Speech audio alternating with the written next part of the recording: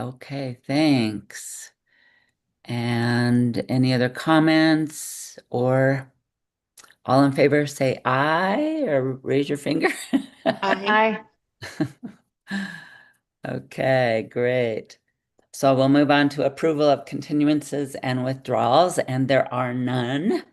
So we'll move past that and go to Executive Director's Office and Division Directors' reports, starting with Wendy.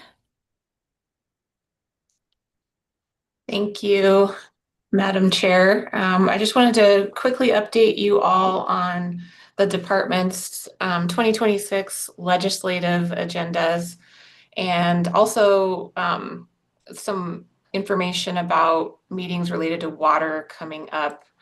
I also wanted to let you know that I need to leave at about 9:45 a.m. We have an employee town hall starting at 10 o'clock. So I apologize that I'm double booked there. But briefly going over our legislative priorities, we have the Outdoor Opportunities Act, which will bolster CPW's capacity to do more coordinated planning and collaboration with partners and local governments around outdoor recreation and balancing that with conservation. We have another legislative priority on human bear conflict minimization, and that legislation will strengthen CPW's law enforcement authority to better equip them with tools necessary to minimize bear human conflicts.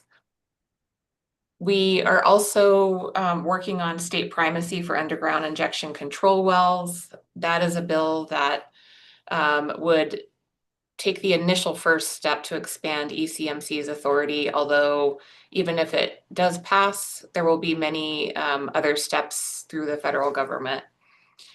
We also are working on a permanent fund investment for the state land board and looking at ways to increase the return on those investments. We have our annual water projects and species conservation trust fund projects. And then we have various budget requests, much scaled down this year due to the state of the state budget. But one of the budget requests that would be of interest to you is for DRMS to bolster the mine safety training program, to add capacity for that program for certification of coal mine officials, protecting the federally required and site-specific mine health and safety training and education, and for organizing mine rescue training. So that is something that we will watch closely as it goes through. A little bit about water meetings coming up, or water issues coming up. Last month, as you know, the state of Colorado filed its brief with the US Supreme Court in response to Nebraska's request to hear arguments about perceived violations of the South Platte River Compact. That is, you may have heard that as kind of the Perkins County Canal issue. So we are moving through that process and hope to hear from the Supreme Court in the next multiple months, and that may not be until, first quarter, second quarter 2026. And then next week on November 19th and 20th, the CWCB board will hold a hearing and decide whether to accept Shoshone water rights into the state in-stream flow program. The initial hearing was in September, but the vote was delayed. And this would be just the first stage in the process, and other stages would be finalizing funding available, getting the water decrees for the in-stream flow, and going through the water court process. And the Public Utilities Commission would need to be involved with approvals, given that Excel is a regulated public utility. And with that, I'm happy to answer questions or just pass it along. Thanks. I have a quick one. We could spend hours on water, but a quick one is bears. A lot of communities have provided or given discounts or pushed required um, locking trash cans. Is that part of what might go forward? Yeah, we have an existing grant program available for local communities for those bear proof or bear wise trash cans. What this legislation seeks to do is to kind of bolster CPW's authority to require entities and homeowners to bear proof their properties or to have manage their bear attractants. So right now, CPW has very minimal fine authority. If somebody is sort of just ignoring, the warnings and ignoring tickets and still putting attractants out, there's not much CPW can do. The fines are fairly low. So what this does, instead of if there's a repeat offender who's just ignoring things and in terms of not getting bear-wise trash cans or leaving attractants out, this allows CPW to increase the fines. But with CPW, always education is first, and always that grant program, local communities and governments can apply to actually get money to purchase those bear-proof containers, and then working with providers, waste management providers as well. So incentives, education is always the first stop. Unfortunately, there's repeat offenders who sometimes need additional fines. Thanks. Yeah, it's a constant challenge up here, especially with new people coming in all the time or part-time people coming in all the time. We had to have CPW kill a lot of bears. Thanks. Any other questions for Wendy? Okay, how about Michael? Good morning, Madam Chair, members of the board. It's great to see everyone virtually this morning. First off, I'm pleased to let everyone know that our technical issues in our boardroom have been fixed. I just want to give a shout out to Cami for all of her efforts in getting us back online, and we look forward to welcoming the board back to our normal meeting room at the December hearing. Moving on, last week I had the opportunity to attend the Interstate Mining Compact Commission mid-year meeting in Washington, D.C. I was accompanied by Jeff Graves, the Inactive Mines Reclamation Program Director, as well as Jason Music, the Coal Program Director. We had a great meeting getting together with our other partner states. And despite the government shutdown, we did have some officials that were able to meet with us. We met with Mr. Lanny Erdos, who was recently confirmed as the director of the Office of Surface Mining, Reclamation, and Enforcement. So it was really great to hear from Lanny. Mr. Erdos previously worked at the Ohio Department of Natural Resources Division of Mineral Resources Management for 31 years. He was most recently the chief of ODNR and had a broad range of responsibilities, including the management and regulation of Ohio's coal and aggregate resources, as well as overseeing the division's abandoned mine land and mine safety programs. So Mr. Erdos is well versed in state issues and the challenges that we face. And so we very much look forward to working with Mr. Erdos and his staff at OSMRE moving forward.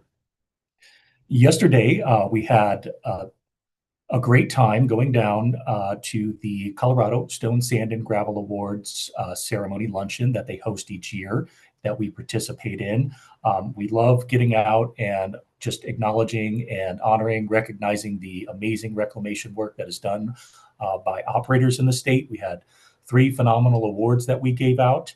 But Russ Means is going to give a more complete presentation when we get a little further down in the agenda. And so we'll be able to show you some pictures and talk about the great reclamation. But always enjoy going down there and giving out awards. So that was a great time. Last thing I'll note for the board is that next week, the Inactive Mines Reclamation Program will be meeting with the Advisory Council in Gateway to discuss and prioritize projects for the upcoming year.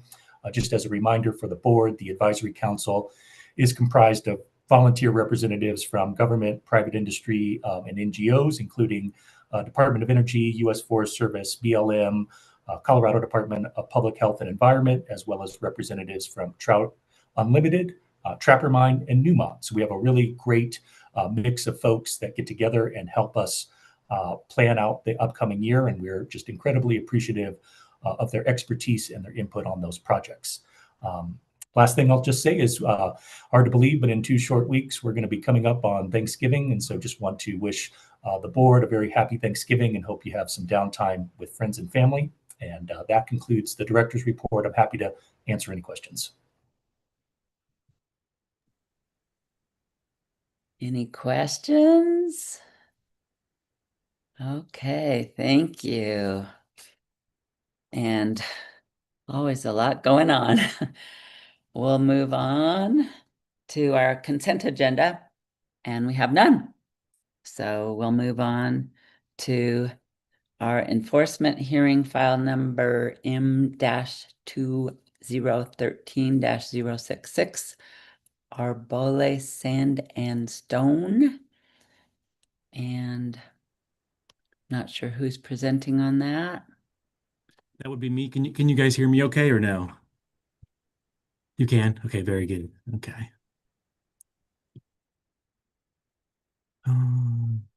Let's do that. Actually,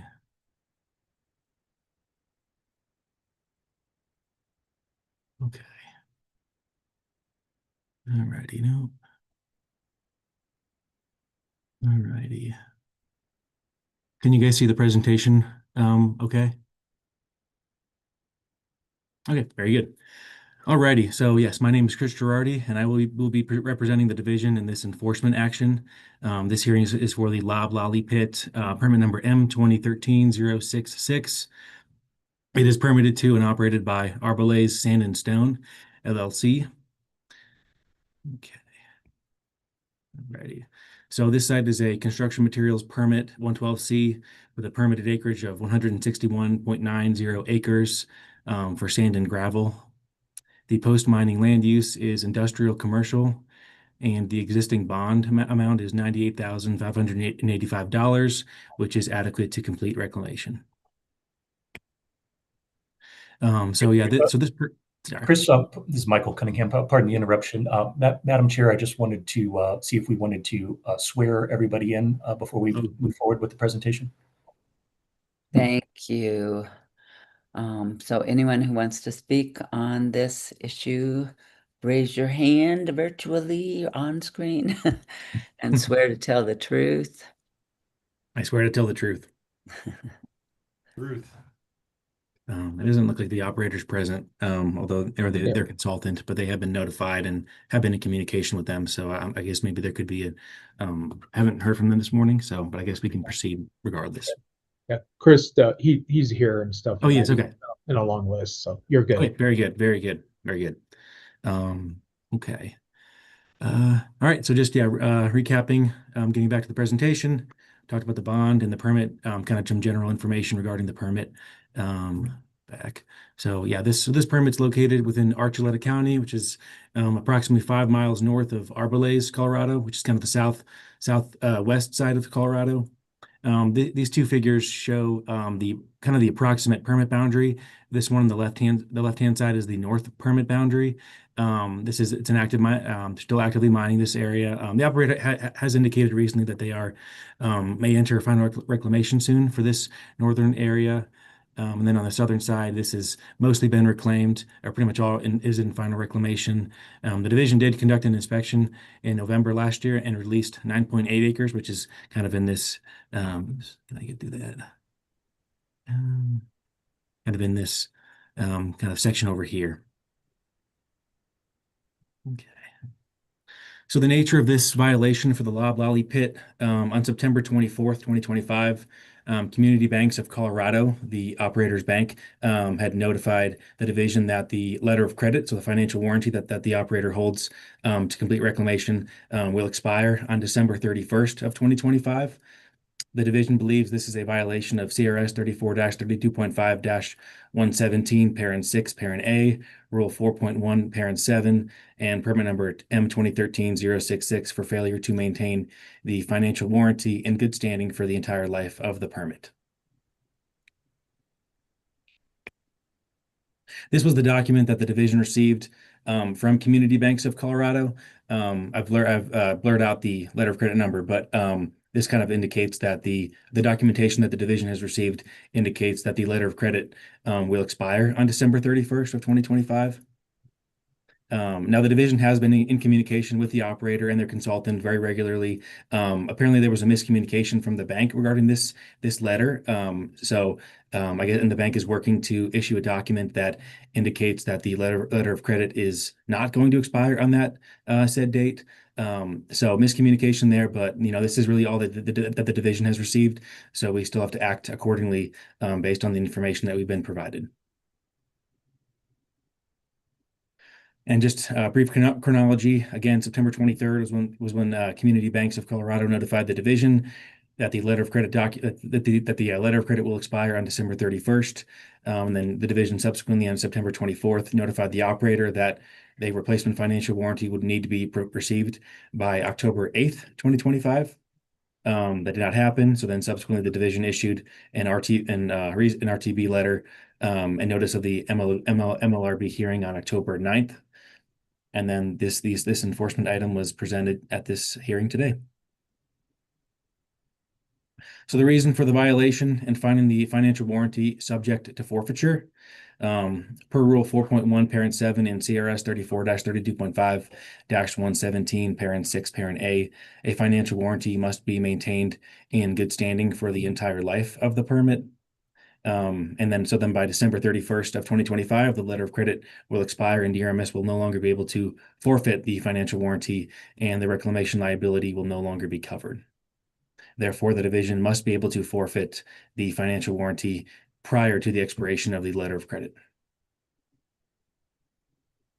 So the process for the forfeiture of the financial warranty it's a two-hearing process. I want to make that abundantly clear. This is the first hearing, so the November MLRB hearing, this is the first hearing in the process. So CRS 34-32.5-118, Parent 1, Parent B. A financial warranty is subject to forfeiture whenever the board determines that the operator is in default under a performance warranty and has failed to cure such default, although the operator has been given written notice and ample time to do so. The operator is in default of their performance warranty for failing to maintain the financial warranty for the entire life of the permit. And the division provided notice to the operator regarding this issue on September 24th, 2025. Still within this November MLRB process for CRS 34-32.5-118, Parent 2.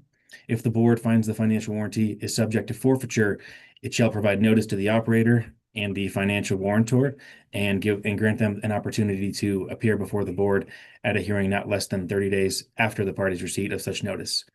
The division sent notice with the RTB letter to the operator and the financial warrantor regarding this hearing and the potential subsequent hearing. And then for the December MLRB process, the second hearing, at that hearing, that is when, pursuant to CRS 34-32.5-118, Parent 3, at the hearing for consideration of financial warranty forfeiture, the board will confirm its determination that the financial warranty shall be forfeited and issue a written finding of fact and conclusion of law to support its decision. And note that with the RTB the division sent back in October, we provided the operator and the financial warrantor with the notice that if the board finds the financial warranty is subject to forfeiture at this hearing, then consideration of final forfeiture of the financial warranty would take place on the December 18th and December 17th and 18th MLRB hearing. So staff recommendations: 1, find the operator in violation of CRS 34-32.5-117, Parent 6, Parent A, and Rule 4.1, Parent 7, for failure to maintain the financial warranty in good standing for the entire life of the permit. Also finding the financial warranty subject to forfeiture. Staff recommends the board find the financial warranty subject to forfeiture pursuant to CRS 34-32.5, Parent 118, Parent 1. So our recommendation for the corrective action would be that by December 16th, before the December MLRB hearing, the operator shall submit either a replacement financial warranty to cover the current required surety, or submit evidence that the division to the division that the current financial warranty and letter of credit is in good standing. And that is what we have been in communication with the operator and their consultant, and trying to get that documentation from the bank to clear this issue away. Staff also recommends issuance of a cease and desist order pursuant to CRS 34-32.5-124 parent 2, prohibiting any further activities within the affected land except those approved by the division in writing as necessary to comply with the conditions of a board order, as well as prevent damage to offsite areas, complete reclamation, or to protect public health and safety until the corrective actions have been resolved to the division's satisfaction. Regarding the civil penalty, there's been 34 days of violation starting from that October 9th, 2025 RTP issuance date to today. Staff recommends a total civil penalty of $3,400, the minimum penalty amount, with all penalties suspended if the operator complies with the corrective action. Questions?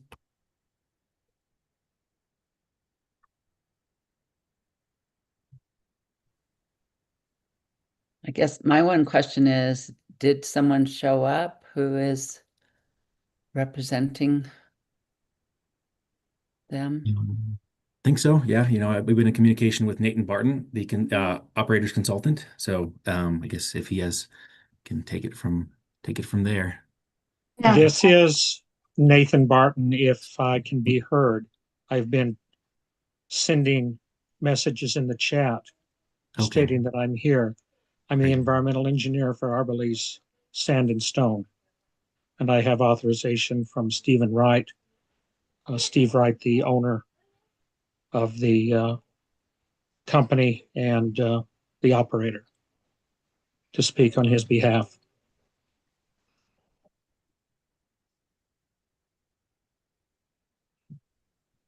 Okay, we're happy to hear from you. Thank you.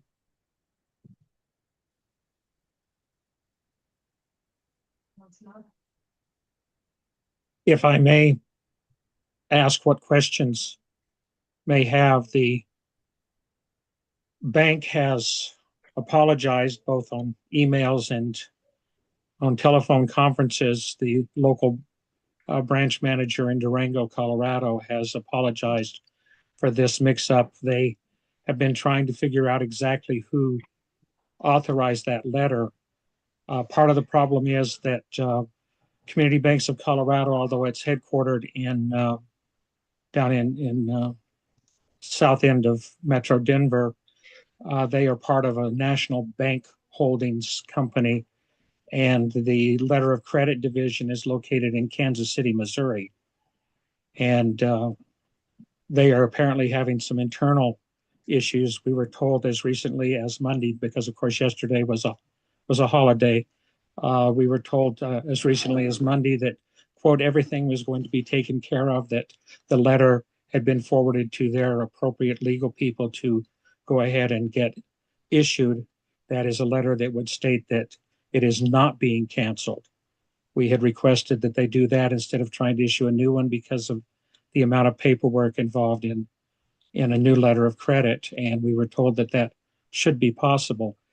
However, both in our dealings with the bank and their internal dealings, we've had to make them understand that they can't wait until the 30th or 31st of December to replace this, that is not what the board and the division are able to do, because there's procedures that must be followed according to statute. We think that has sunk into them, but I was actually hoping to hear from them, since they're an hour ahead of us here in the last 2 hours, and there's not been anything received. So we think that they now understand that with the board's and the division's approval. I would like to ask Chris to send me his slides that I can then send to various people in Community Banks of Colorado to let them see the importance of this and what they are doing to one of their customers as a result of that. I would ask if it be possible, because work is ongoing, especially after the flooding that occurred now 4 weeks ago on the Piedra River, that work is ongoing to make sure that things are repaired and stabilized, and that material that's already been mined and is stockpiled on site can continue to be to be transported off-site to meet demands of customers, including CDOT, Colorado Division or Department of Transportation projects in the area that the materials are needed for.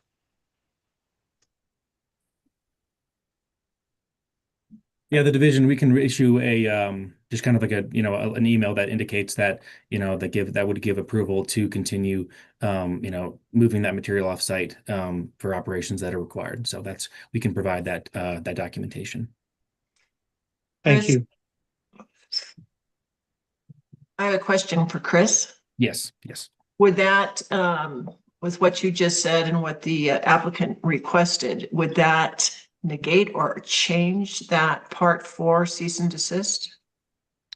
The operator can still be under a cease and desist order, but we can, unless activities are very specific activities are approved by the division, they can, we can provide approval for that. And we've done that in the past. So that should be sufficient. Yeah. Ms. Nelson, this is Russ Means for the division. Yeah, we part of the reasoning for the language and stuff there is to provide for opportunities and stuff where we have this, where there's exceptions to that cease and desist, and certainly staff and that will be more than willing and stuff to issue that relatively quickly in that. But that prevents other activities and stuff in that without the board or the division knowing about it. So. And then also just a quick thing, this is just an administrative kind of a issue.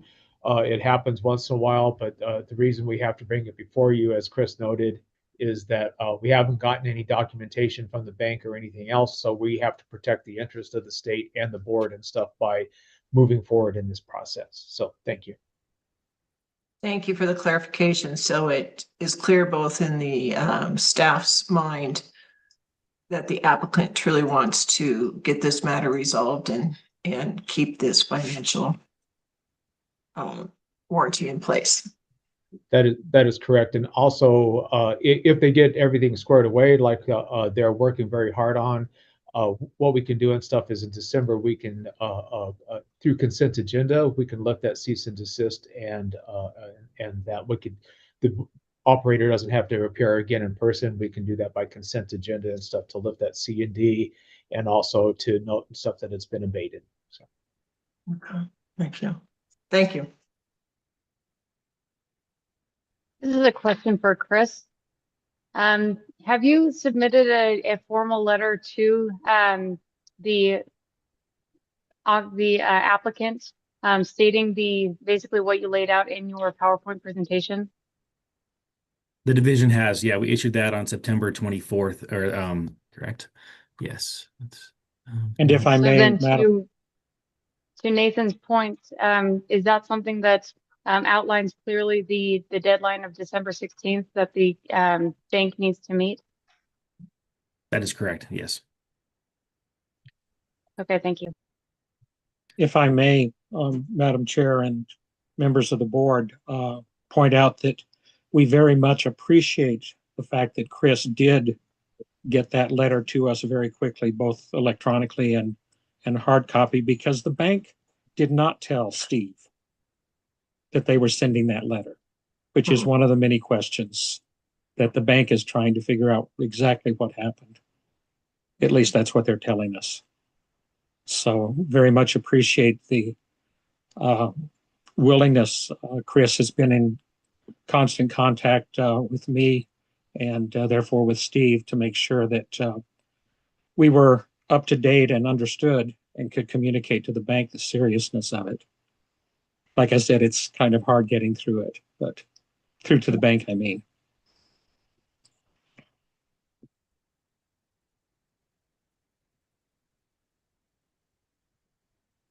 Chris Girardi with the division, and then Nathan. So you want me to send you you would like for me to send you the PowerPoint slides to so you can relay those to the bank, as my understanding. Yes, Chris, if you would please, to my email, and then I will just forward your email copy back to you, of course, to the contact that we have with the branch manager in Durango for the bank. Again, sometimes it's hard to get people to understand that the law is the law and we have to comply with it.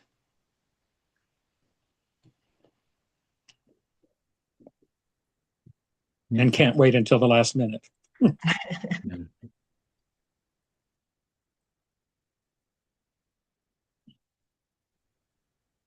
I have a question. This must be so frustrating, um, not having banks respond quickly.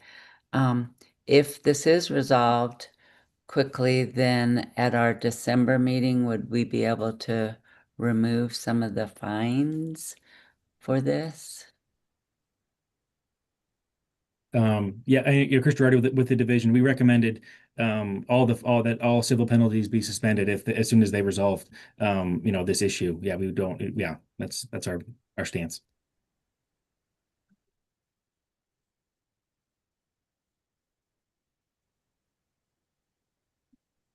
This is Bill Baker. Nathan, Sure. I understand your frustration, and I guess the question I have is, do you have a backup plan? If you can't get community banks to meet with your needs, do you have a backup plan? Have you spoken to another bank? Sir, we do have a backup plan. It is not with another bank, but it would be a third party financial warranty that Okay. would be posted by one of the contractors that works at Loblolly Pit to Okay. do that. The challenge on that is that their bonding agency is not as fast to respond as we would like. So, Well, I mean, in general, bonding agencies and the bonding process does take a long time yes, sir. because they have to be very, very careful, not just the bond, but who they're bonding. And that's why I said, if you're having a problem with community banks, number one, they caused this problem. And if they're not being responsive, I guess my suggestion is maybe, another bank. Yes, sir. And I appreciate that.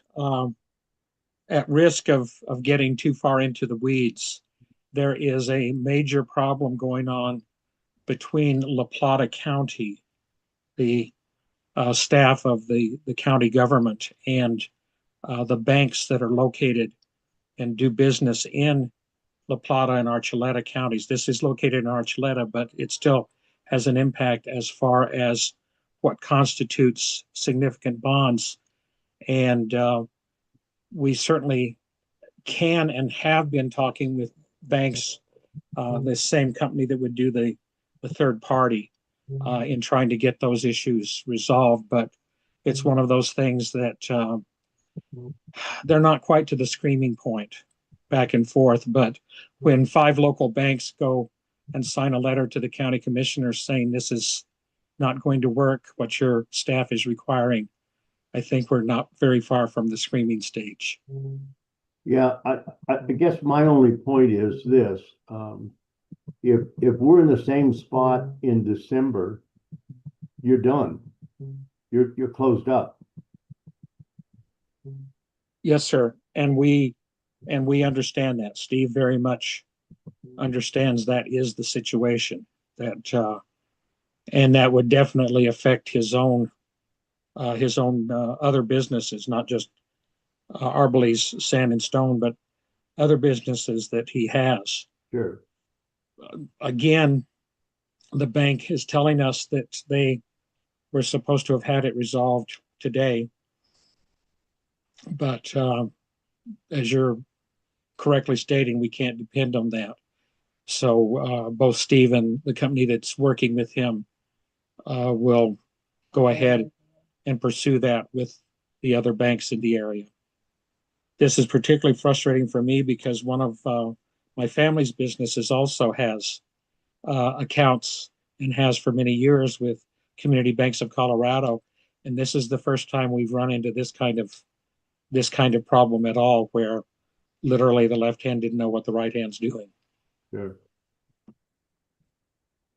Okay. But thank you for that very important suggestion. I just, we can be real nice this time, but in December, we can't be nice. It's done.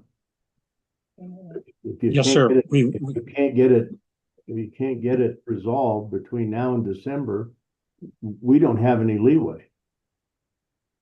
that is right, sir. And again, I understand and actually appreciate it because I was afraid that today was the deadline. That if we did not have that letter by today, then the forfeiture action would have to begin. So I appreciate that there is a procedure that has given us an additional 33 days.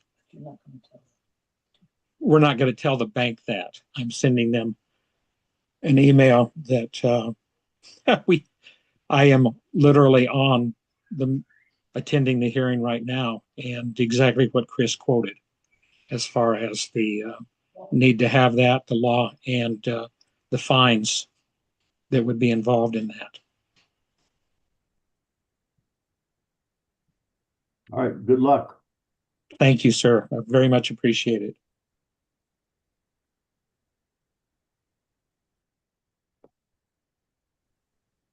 Any more comments, questions? I think we need to move on to a motion.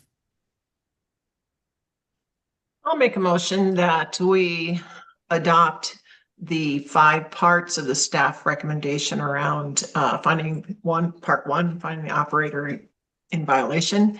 Part 2, around the financial warranty subject to forfeiture. 3, a corrective action required by December 16th.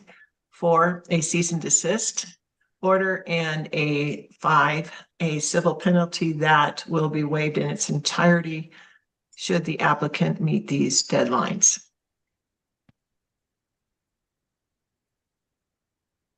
Thank you, Jill. And then the part 6, I don't remember.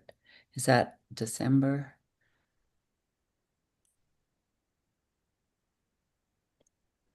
The staff recommendations had 5 parts. There was a 6. I believe that's where we would come back in December, or they would have to submit it by December 16th in order for us to action on it on the following board meeting.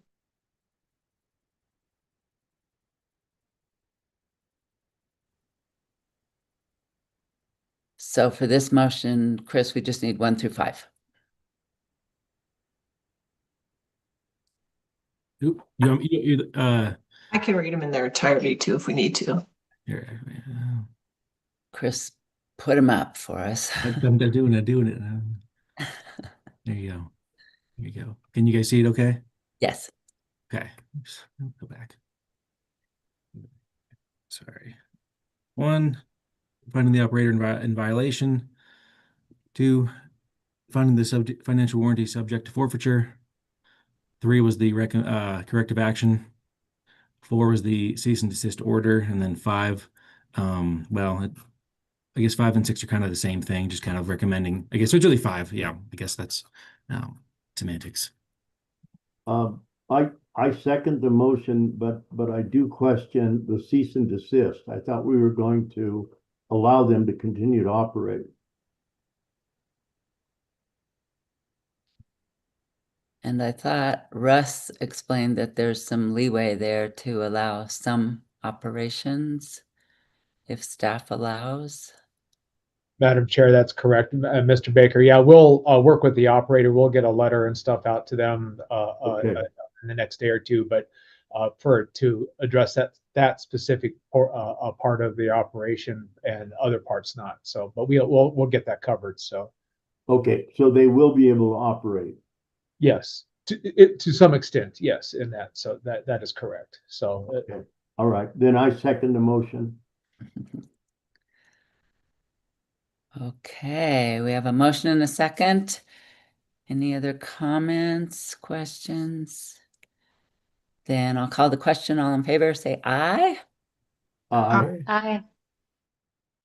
Any opposed? Excellent. Thank you. And luckily, hopefully, December will be a happy meeting. So Absolutely, ma'am. We are.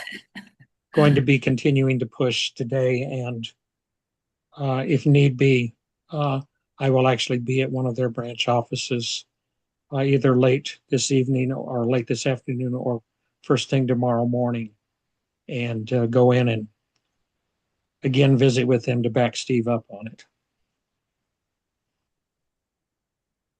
Good luck. Thank you. Okay, we'll move on to number 6, formal public hearing file number M-2009-027, Gary Vizani with Walsenburg Sand and Gravel Company. Yes, And I'm here. I think we're starting with Amber. Yes. Can you see the Yes. presentation? Okay, cool. Madam Chair, we need to Yes. swear in everybody. No. We need to swear everyone in, swear to tell the truth if you're speaking on this item. I swear. I swear. I swear. Thank you. All right. Ready to start? Okay. All right. Good morning, everyone. My name's Amber Gibson, and sorry, I thought someone was talking. Okay. And I'm the environmental protection specialist with the division representing the division in this matter. So this hearing is for the WSG-rebar site, permit number M-2009-027. This site is permitted to and operated by the Walsenburg Sand and Gravel Company. And this hearing is for the consideration of a notice of the second consecutive term of temporary cessation for the WSG-rebar site.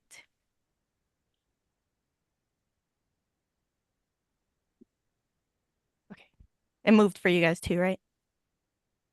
Okay, my screen was Yes. frozen for a second. Okay. All right, so the WSG-rebar site is located approximately 8.23 miles northwest of Walsenburg, Colorado, and it's located just on the south side of Huerfano County Road 640. The permittee and operator, again, is the Walsenburg Sand and Gravel Company. The commodities mined at this site are sand and gravel. Both the pre and post mining land use at this site is rangeland, and the site is permitted as a 112C construction materials regular operation and is permitted for 46.91 acres. The bond currently held by the division is in the amount of $92,101, and the bond is adequate to cover reclamation at the site. The WSG-rebar site originally obtained permit approval in 2009 as a 110C limited impact operation. At the time the site was permitted, there was some pre-law mining disturbance that existed within and beyond the northern portion of the site. The original permit documentation states that the pre-law disturbance was likely due to excavation of materials that were used for the construction of the I-25. Then in 2013, the permit area was increased by 26.73 acres, and this resulted in the permit being converted to a 112C regular operation at that time. Then in 2020, an additional 20.18 acres were amended into the permit area through Amendment Number 1, or AM1. So just to visualize the current amended boundaries, I wanted to point out a few areas on the AM1 pre-mining map. So first, this green polygon, this like trapezoid shape, was the 112C boundary as of that conversion in 2013. And then this solid black line with all the diagonal lines going through it, that's the pre-law disturbance. And as you can see, some of it's in the permit area and some of it lies outside of it. And then this dark polygon represents approximately where the western portion of the adjacent Orphan View pit, which is owned by Huerfano County, lied within this permit area. But a month prior to the amendment application coming in, this area of that permit was released. And that permit never affected this area, and this permit hasn't either. So currently this whole area is still undisturbed. This is the AM1 mining plan map, and this is where the permittee depicts what disturbance on the site will look like approximately halfway through operations. So the permittee intends to continue mining north of that previous boundary and to the east. And as mining progresses, the permittee is committed to conducting concurrent reclamation as they move. So during the division's August 2025 inspection, the current extent of disturbance was documented, and with discussions with the operator, we determined that the site has not been active since the approval of AM1. So again, just to kind of help visualize, this is an inspection photo, or a photo from the division's 2025 inspection report, where we GPSed boundaries on the ground, and then we just overlaid it onto the pre-mining or the mining plan map. So these green lines indicate where the toe of reclaimed slopes are at the site right now. So all of this area has been mined, and they're done mining over here. And these slopes have been returned to a 3-to-1 or flatter. And then this little red area is where there's a current high wall existing at the site. And as you can see, it lines up with where the previous boundary was. And at that point, they decided they wanted to continue mining to the east and north. So that's when they stopped and applied for the amendment. And then there's also this little area of high wall on the north side, but as you can see, it's within that pre-law disturbance. So that was already there prior to the permit's issuance. During the inspection, the division told the operator that they'd either need to apply for TC, submit a plan to resume mining this year, or enter into final reclamation. And then post-inspection, the permittee informed the division they would like to apply for TC. But also as a result of the inspection, a surety increase was required. And because a prerequisite for TC approval is an adequate bond, the permittee worked with the division to ensure that the bond was adequate prior to applying for a TC. Rule 1.1, parent 54, defines temporary cessation as those limited periods of non-production as specified according to Rule 1.13. And then these are the indications of temporary cessation according to Rule 1.13. That there are no personnel working at the site for 180 consecutive days. There are only security personnel at the site. There are personnel other than security people at the site, but they are engaged in activities which can be described as maintenance or housekeeping or related activity. There are personnel at the site, but they are engaged in activities which are not significantly moving the site towards completion of the mining operation. And the board will judge these activities in relation to the size of the operation, the nature of the deposit, and other factors. There's no sale or processing of material or movement of stockpile material. There's only minimal or token excavation of construction material or other material, or there's only minimal or token excavation of construction material or other material, or mine development has ceased and mining has not recommenced. Per Rule 1.13.5, if the operation temporarily ceases production for 180 days or more, the operation shall file a notice of temporary cessation. The initial period shall begin the first 5 years of temporary cessation, beginning when the 180-day period of production ceased. So from talking to the operator and their TC1 application, the last day of activity at the site was October 1st, 2020. So this initial period would go from October 1st, 2020 to October 1st, 2025. And the second 5-year period of temporary cessation shall begin at the end of the initial period of temporary cessation. So this second period would begin October 1st, 2025 and would end on October 1st, 2030. Also, as a note, non-production or temporary mining cessation is limited to these 10 years, after which the site must undergo final reclamation. So I'll just go through the brief chronology that led us here today. On August 15th, 2025, the division conducted a monitoring inspection and determined that the site operations had ceased for more than 180 days. Then on August 20th, the division issued a surety increase following the inspection. On September 17th, the division sent a notice of acceptance of the permittee's SI1 increase rider as a result of that surety increase. Then on October 7th, the operator submitted a temporary cessation notice as required by Rule 1.13.5. On October 9th, the division sent the filing notice for the temporary cessation to the operator and also sent a notice of temporary cessation to Huerfano County Board of Commissioners as required by Rule 1.13.6, Parent 3. On November 5th, the division received the Huerfano County Noxious Weed Manager's Inspection Report, which was conducted in response to the TC1 notice and noted that the site passes inspection.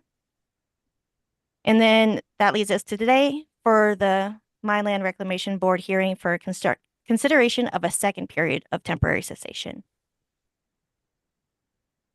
Pursuant to Rule 1.13.5, Parent 3, staff verified that the operator's notice for the second period of temporary cessation included the following: a demonstration that the existing $92,101 financial warranty is adequate for reclamation, an explanation as to why the operator has not resumed operations or begun final reclamation, a demonstration of continued commitment to conduct mining operations at the site by the end of the second 5-year period, including a plan for resumption of mining operations and production, a description of the plan to comply with the reclamation requirements and performance standards of Rule 3.1 while the site is in temporary cessation, including environmental monitoring and reporting, and acknowledgement of the 10 consecutive year limit for non-production and temporary cessation of mining activities.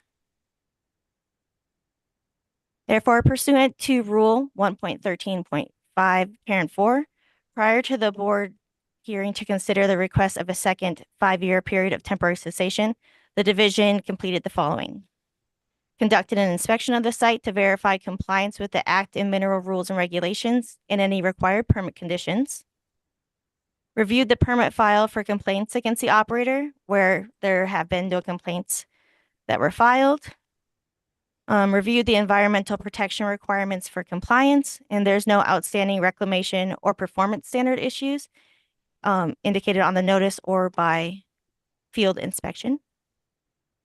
And we have not received any concerns by interested parties.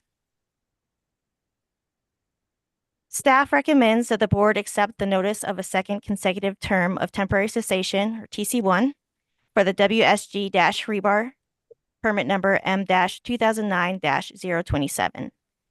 The second term of temporary cessation began retroactively on October 1st, 2025, and will end on October 1st, 2030. Staff recommends that if the mining operations have not resumed by October 1st, 2030, the board shall require staff to set the site for a hearing for consideration of the termination of the life of mine in accordance with Rule 1.14.1, Parent 2.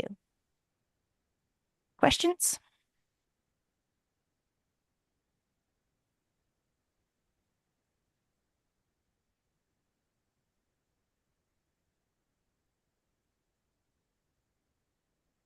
No questions. We could move on to any comments from Gary, the operator or representative. No, I have no comments. That was very concise and a very good job, Amber, you did. Thanks. We plan on opening it up. What happens, we do a lot of asphalt. Most of our product is asphalt material. And you got to get a mix design at least every 3 years. So that's why the last 3 years, once we had to move, we kind of stayed with that process. And the landowner there now wants me to open the pit, so we'll open it in the next year or two. If not for asphalt material, at least for base course materials.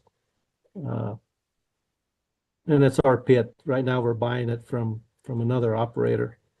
So I'd rather be in our own pit. But the matter of mixed designs has been our biggest stalling point for taking more than a few years to open up the pit again after we finally got the county's portion permitted. That's all I have. Thanks.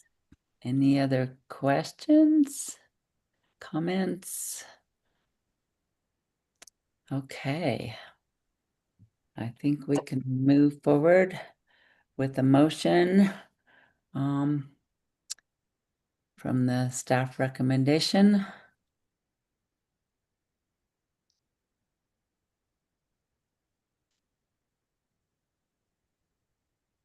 hearing none, I will make, I oh, make Bill. make a motion that we accept the staff's recommendation to continue with the temporary secession for the period ending October 1st, 2030. Second. Thank you. We have a motion and a second. Any questions, comments, or with none, I'll call the question. All in favor, say aye. Aye. Aye. Any opposed? Okay. Thank you all. Thank you. Thank you. Okay, we can move on to item number 7, an enforcement hearing, file number P-2012-011, Shannon Murphy with Smuggler Gold Mine. And anyone speaking on this, please raise your hand and swear to tell the truth. I do. Okay, sounds like we just have Russ Means Yeah, speaking. Lee Lee Simmons also. Okay, Um, thanks. Good Lee. morning, everyone. My name's Lee Simmons. I'm a environmental protection specialist with the division. I'll be speaking on this matter. I last spoke to you about it at the August hearing, so hopefully you have some recollection. This is a very brief presentation that I have for you. In fact, not really a presentation at all, I'll just read through the presentation form. So the reason for the hearing today is for consideration forfeiture of the financial warranty for the Smuggler Gold Mine in Gilpin County. Chronology since the last hearing on October 2nd, 2025, the board order was issued for the August hearing, which found the operator in violation of Colorado Revised Statute 32-117, parent 4, parent C, parent 2, and Rule 4.2.1, parent 2, for failure to submit additional financial warranty within 60 days of the date of the notice of increase. The board order also ordered that the NOI number P 2012-011 was revoked, finding the financial warranty subject to forfeiture, and per CRS 34-32-118 parent 2, directed the division to notify the operator and all financial warrantors that the financial warranty is subject to forfeiture and of their right to appear at a board hearing to consider whether the financial warranty for the NOI should be forfeited.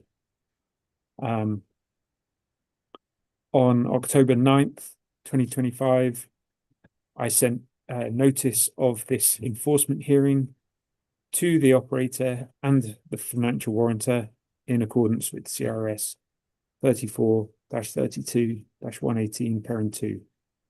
I believe that the operator is not, he was invited to this meeting, but I don't think he has logged in. The basis for the forfeiture of the financial warranty in the board order issued on October 2nd, the board found the financial warranty to be subject to forfeiture under CRS 34-32-118 parent 1 parent B for the prospector's failure to cure a default under its performance warranty.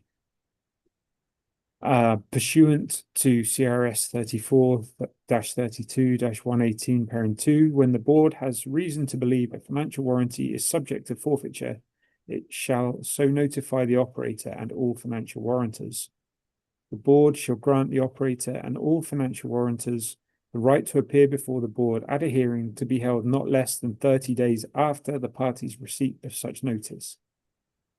Pursuant to CRS 34-32-118 parent 3 parent A, at a hearing held pursuant to CRS 34-32-118 parent 2, the board may withdraw or modify any determination that the financial warranty is subject to forfeiture, settle or compromise the determination, or confirm its determination that the financial warranty should be forfeited. As I said, DRMS mailed notice of enforcement hearing for the forfeiture of financial warranty to the operator or prospector pursuant to CRS 34-32-118 parent 2. DRMS holds 2 cash bonds for the site from entities owned and controlled by the operator/prospector, that is Smuggler Gold Mine LLC and Murphy Mining International LLC. And a notice was sent to each of these entities. To date, the operator/prospector has not cured the default of its performance warranty, and therefore the financial warranty is subject to forfeiture. So on to staff recommendations. Confirm the determination that the financial warranty, bond number 5221, a check in the amount of $4,000, and bond number 1581, a check in the amount of $13,200, should be forfeited in accordance with CRS 34-32-118, parent 3, parent A, parent 3. Also, issue an order directing that all financial warranties are forfeited and are to be immediately delivered to the board in accordance with CRS 34-32-118, parent 3, parent B.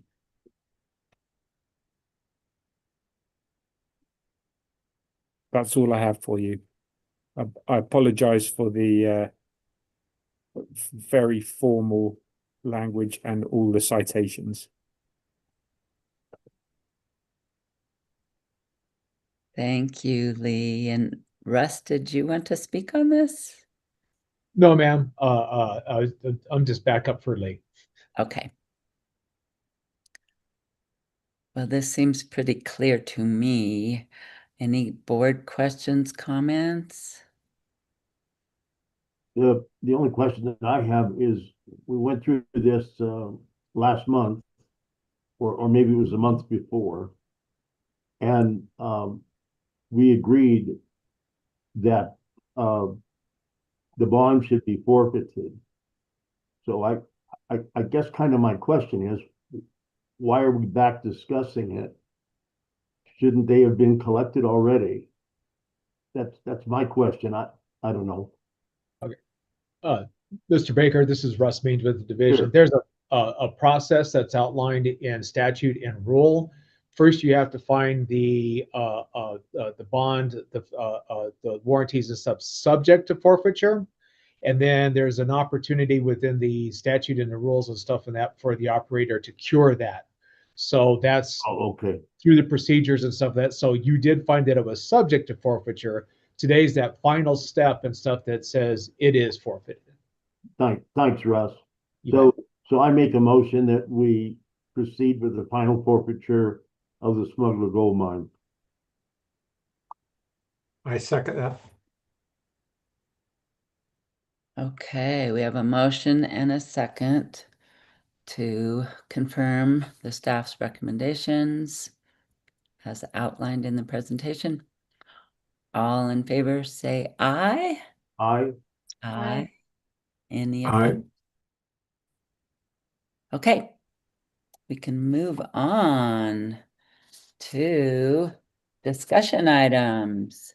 Staff presentation, and I think we're gonna look at mine subsistence. Am I saying that right? Protection program. Good morning, Madam Chair and members of the board. I'm Deb Zach, the Program Administrator for the Mine Subsidence Protection Program. Thank you so much for the opportunity to appear before you all again and present some additional information about the Mine Subsidence Protection Program today. In this presentation, first I want to make sure you guys can see my screen. Okay, great. In this presentation, I want to take the opportunity to call attention to some important details about the Mine Subsidence Protection Program, or MSPP. Specifically, the program's eligibility requirements, enrollment costs, coverage, and benefits provided to homeowners, and the program's general processes. I also appreciate the opportunity to clarify some of the nuances of the inactive mine reclamation program and the MSPP, as well as answer a few questions that came up at the previous board meeting about the MSPP's accessibility and responsiveness to residents, our outreach activities, and the status of the program's finances. The enrollment process begins after a homeowner makes initial contact with the program administrator. I conduct a little background research. I map the location of the home to ensure that it lies within a previously known historically undermined area. I also consult the county assessor's office website to ensure that the home meets the eligibility requirements of being built on or before 1989. In addition, multi-residential complexes up to 10 units per building are eligible to participate. These are all listed and correspond to Rule 8, Section 8.02.1. Now, the total cost for the program enrollment for a new homeowner is $305. And that is for the entire time that that homeowner owns this home. The first part of that $305 in fees is for the baseline home inspection. That home inspection costs the homeowner $200. And this inspection is meant to document what, if any, pre-existing damage exists, because any pre-existing damage prior to them being enrolled is not covered in the program. Then once that initial enrollment inspection is completed, I review and edit the inspection report if necessary. And then I mail it to the homeowners for their review and approval, along with an invoice for $35 to get them fully enrolled. And then after which there is an annual fee of $35 that's billed for 2 consecutive years. So say somebody enrolls in 2025, they pay their $200 enrollment fee or inspection fee. They pay their $35 enrollment fee. And then in June or July of 2026, they get billed. And then June or July of 2027, they get billed $35 for that annual fee. After which there are no further fees assessed to the homeowner in order for them to remain enrolled in the program. We get asked this question a lot, and often by realtors. Can the enrollment be transferred? Well, if the home is sold, that program enrollment is transferable given the fact that the previous owner was enrolled in the program. It needs to occur within 90 days of the home sale, and that fee is $35 to transfer, and then the same $35 enrollment fee as with new enrollments, and then the same $35 annual fee that's billed for 2 consecutive years. So after which there are, again, no further fees assessed to the homeowner. So basically, new enrollment costs about $305, and transferring enrollment costs the homeowner $140. Now, this provision for this enrollment transfer provision in the rules is one of the reasons that the program has been focusing outreach efforts on a number of realtors groups for years. This provision offers significant benefits to new homeowners on 2 fronts. One is cost savings. Promoting the transfer of enrollment helps new homeowners save money by avoiding that standard $200 enrollment inspection fee. And secondly, the coverage continuity is important. So basically, transferring enrollment prevents that pre-existing home damage clock from kind of resetting. The program will continue to use the home's original inspection report at the time the previous homeowner had that done and was enrolled, rather than performing a new inspection and then restarting that damage clock. So essentially, transferring the enrollment ensures the continuity of the original inspection baseline, which is highly beneficial to the new homeowner. So that $305 total cost for new enrollees or that $140 total cost for enrollment transfer provides the homeowner with these benefits. The homeowner is required, based on the rules, to pay a deductible of $1,000, after which the program provides a maximum limit of $100,000 per verified mine subsidence occurrence in order to repair home damages. With a maximum cumulative benefit for subsequent subsidence events that's equivalent to the fair market value of the property prior to subsidence damage. That's a lot of jargon. So basically, if the home value, fair market value of the home is $700,000, we provide up to $100,000 after the $1,000 deductible per occurrence. So up to the value of $700,000 is what the program will provide. I modified this flow chart a little bit in order to provide an illustration of the general processes that I kind of just went through, just for us more visual learners. So basically the homeowner reaches out to enroll. I do some research to determine eligibility. If the home is determined to be eligible, that homeowner will be issued an invoice and enrollment package that requires them to pay the $200 inspection fee. We perform the enrollment inspection. The homeowner is issued that the findings from that enrollment inspection, and we issue also an invoice for $35 so that the homeowner is enrolled. At that time, they are fully enrolled in the MSPP.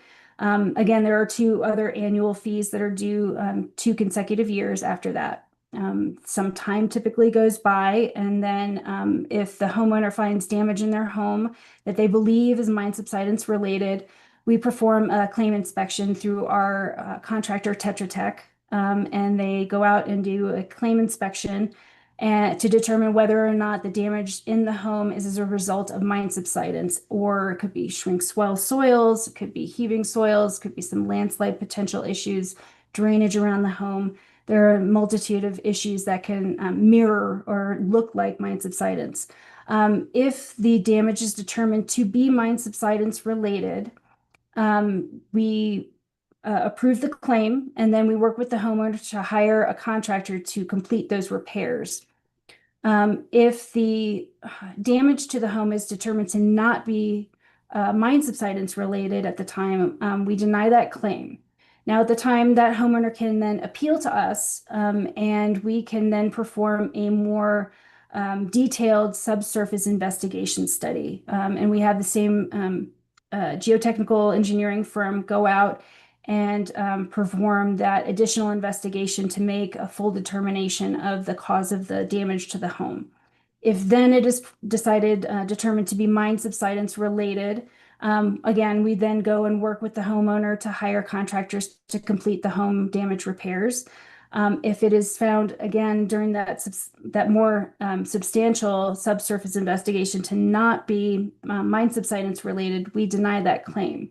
At which time the homeowner has yet another opportunity to appeal that decision to the board.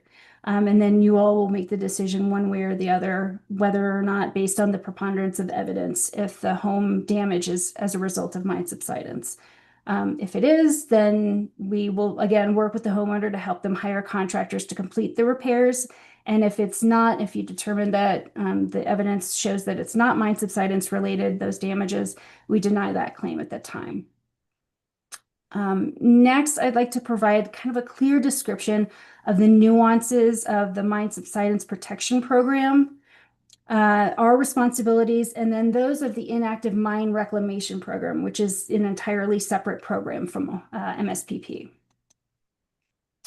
The inactive mine reclamation program, their responsibilities are to conduct hazard mitigation projects only. These examples of these are municipal road collapses, infrastructure such as the Templeton Gap floodway, infrastructure instability issues, and all subsidence emergencies, such as the one in this picture, which occurs adjacent to the home but is not within the home. So that makes it the purview of the inactive mine reclamation program and not MSPP. The IMRP does not provide funding for or perform work on interiors of private homes or structures or home foundations. Now, compared to the MSPP, which only addresses damage to residential structures, commercial buildings, municipal structures, other privately owned infrastructure are not eligible to enroll in the program. In order for enrollees to receive program benefits, damage to the homes must be determined by myself, the program administrator, based on the findings of that geotechnical engineering firm. That all needs to be caused specifically by coal mine subsidence. And then, as I stated, homeowners then have the right to appeal the claim conclusion and determinations that are made by the program to the MLRB, to you.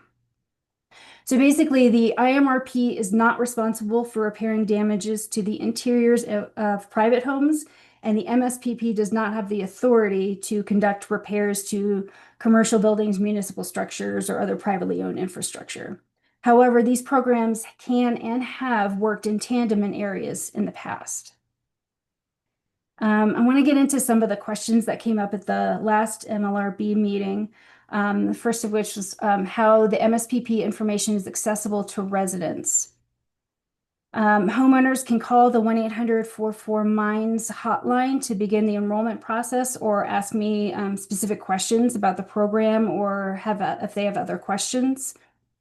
Information on the MSPP website includes mine maps for specific areas in the Colorado Springs and the Boulder Weld Coalfield areas, information about the enrollment process itself, and then again, that 1-800 hotline number as well as my work email. I typically will respond to all hotline inquiries because they come to my email as well within the next business day. In addition, social media posts are regularly updated and are available across multiple platforms such as Facebook, LinkedIn, and Instagram. One of the other questions that came up last month was how the MSPP is responsive to program enrollees.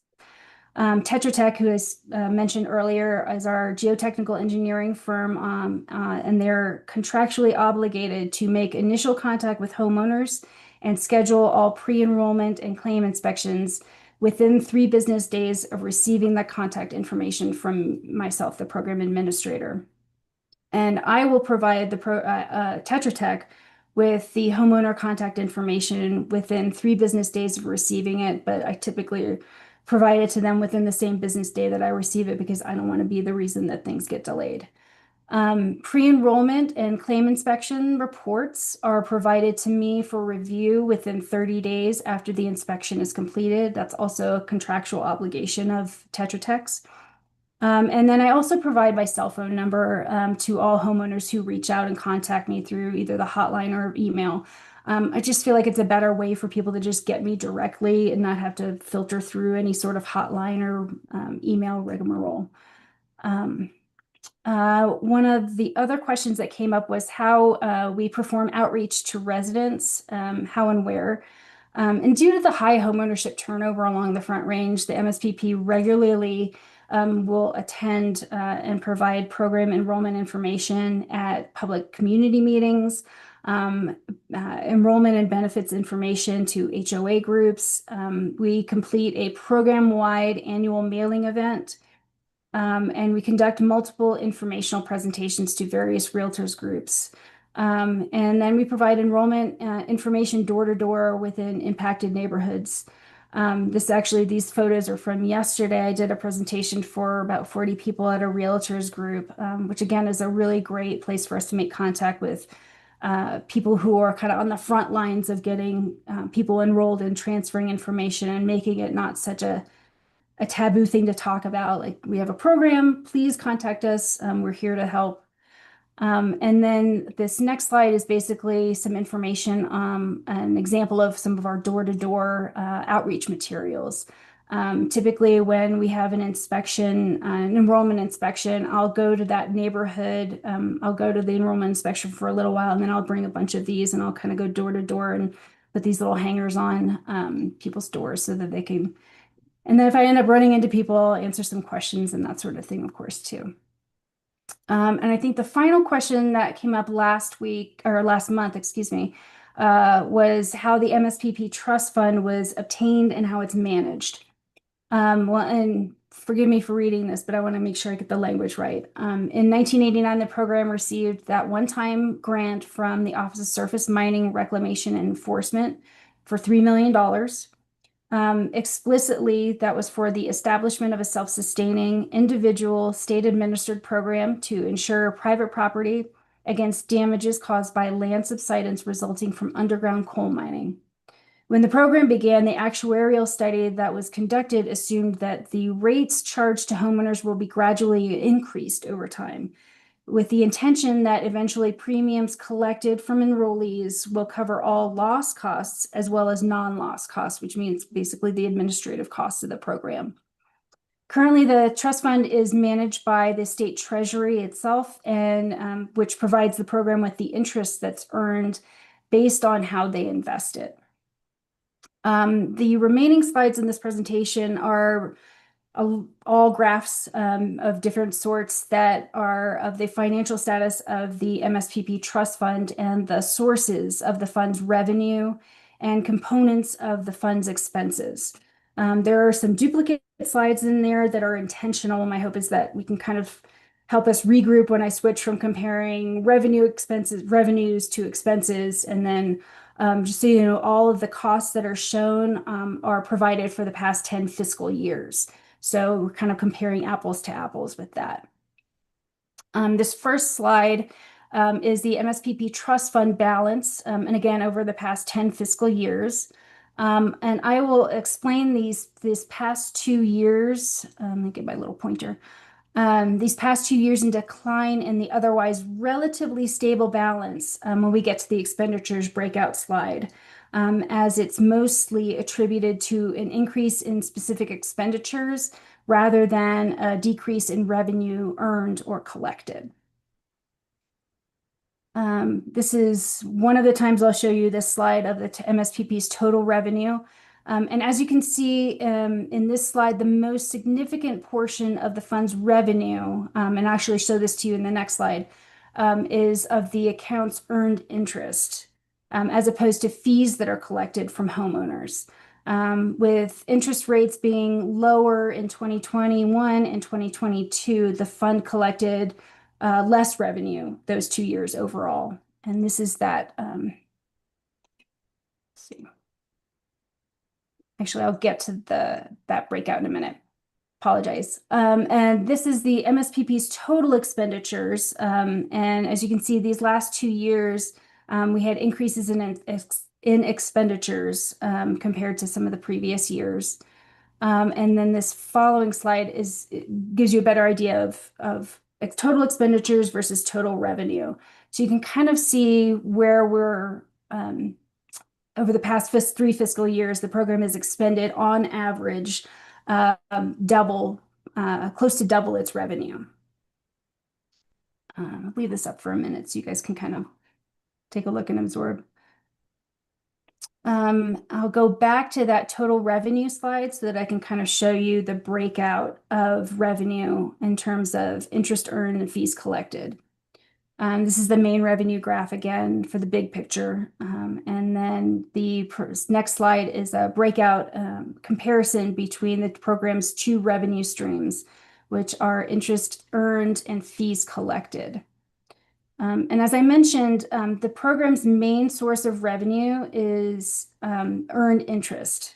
However, in 2022, the program undertook a significant outreach campaign, which on average doubled the fees that were collected from homeowners that year. And this is mainly due to new home enrollments. So you're seeing kind of on average 7,000, 6,000, 8,000 in 2022 because of that significant outreach campaign that Rachel conducted. We basically doubled our enrollment fees. And then we dropped back down these last 2 years. So we're going to try and pump those up again this year. But as you can see, interest earned, again, interest rates dropped 21, 22, and then interest rates went back up. So you can see the vast majority of our earned revenue is from earned interest. Back to this total expenditures graph again, and I will get into these 2 years worth of expenditures. The next slide will be the comparison between the program's 2 lines of expenditures, inspection services and then subsurface investigations, which are the more significant claim rebuttal investigations. Subsurface investigations are in turquoise here, and those are the ones that are performed after a homeowner has made a claim, and that is to determine if the damage is actually caused by mine subsidence. The fund's past 2 years decline in the overall fund balance was relatively stable up until these last 2 years and can be mostly attributed to this increase in the subsurface investigations expenditures rather than decrease in revenue earned or revenue collected. However, I also want to call your attention to the general upward trending increase in the overall inspection services cost as well. These are for the initial home investigations, the enrollment inspections themselves that typically cost our homeowners $200.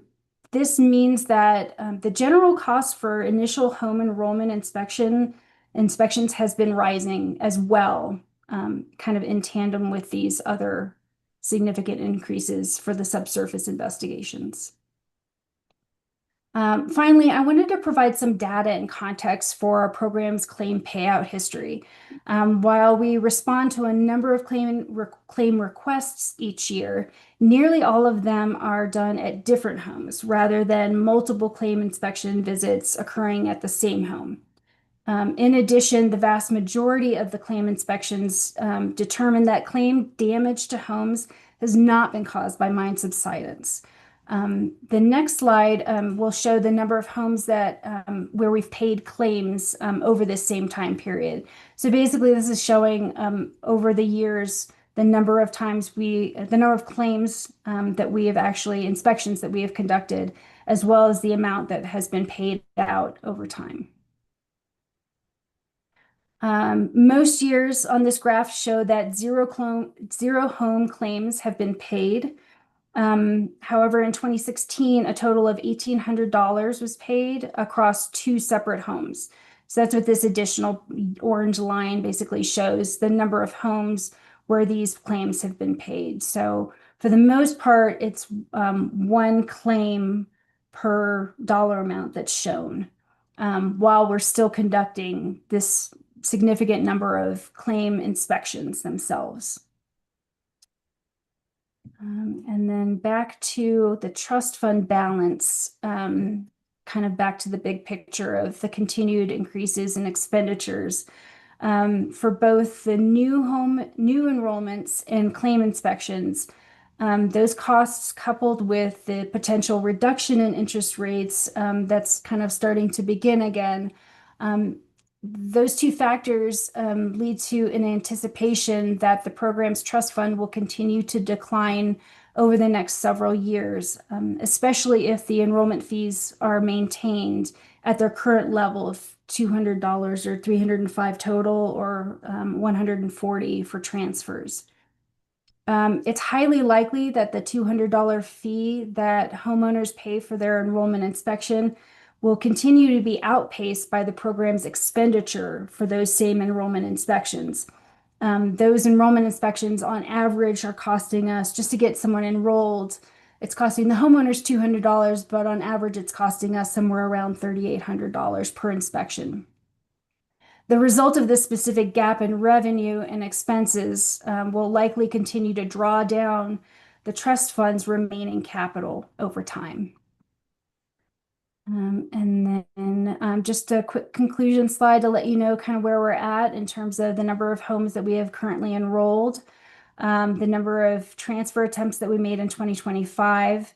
And then this is for fiscal year 2026, which just began in July. So we've really ramped up the number of enrollment and transfer attempts that we've made this year to try and get as many people that are transferred at the time they're purchasing their home from a current enrollee or reaching out to new homeowners to try and get them enrolled as soon as possible. And so far, and actually in fiscal year 2025, which ended in June 30th of 25, we had 20 new homes that were enrolled or transferred. And so far, with only half the year, less than half the year gone by, we've had 11 new homes enrolled or transferred. So, all right. Deb, Yes. Deb, I have a question. This is Mr. Yes. Baker. This program only covers homes, I think you said prior to 1979? 1989. Was that 1989? I'm sorry. That's So aren't there homes and projects that have been built after 1989 that are on questionable land? That's certainly the case. The desire for the program was so that we weren't covering homes that were required to do land use reviews with the Colorado Geological Survey, areas that likely should not have necessarily been built on or should have been built with specific kinds of foundations or with certain construction capabilities so that those homes were less impacted. So the desire is to help people who weren't aware that they were buying a home that was is on an area that was previously undermined, but for the new developers to not be developing in an area that has significant potential or higher hazard areas for mine subsidence. So we're trying to walk that line. So are you telling me that that builders and buyers are much more informed today than they were prior to 1989, and therefore there's the risk has been minimized? Is that correct? I'm not sure I would go that far. Our hope is that the people who are now made aware of this program can be able to ask the kinds of questions of their realtor, of the current homeowners, and then the municipalities themselves are either not approving development in certain areas that they know to be high mine subsidence risk. So the bulk of the program's initiative is to basically provide some relief for people who bought homes or are now owning homes where they weren't aware of this issue. So, but in general, we're doing a better job than we were prior to 1989. I would say hopefully. I can't speak to what they were informing people of in 1989, unfortunately, or prior to that.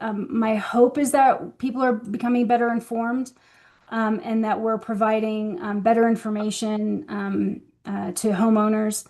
But I'm not really sure what people were told back in 1989 or prior to that when they purchased their homes, unfortunately. So the second question that I have is, if I understand your data correctly, the revenue coming out of the trust fund is primarily going to inspection. Correct. That's where we're spending our money. We're not spending our money with homeowners. We're spending our money with contractors. Well, we're spending our money doing home enrollment inspections as well as subsurface investigations to determine the cause of damage to people's homes. So we're not spending our money in repairing damage caused by mines. We're spending our money with outside contractors who determine one way or the other. Well, we're not actually we need to determine the cause first of the damage to the homes. If the home is determined to be, sorry, go ahead. In the past few years, we haven't found any damage to be determined. We have not found damage that was determined to be caused by the mines, but we're paying the contractors. Correct. Okay. Because we're not allowed to spend money and provide that benefit to homeowners if the finding is that the damage to the home is not mine subsidence related. No, I get that. But I guess my question is, there's, this is, as a state goes or a federal government goes, this is not a lot of money, $3 or $4 million, but we only enrolled 11 homes last year. I mean, it tells me that this program is, not very popular.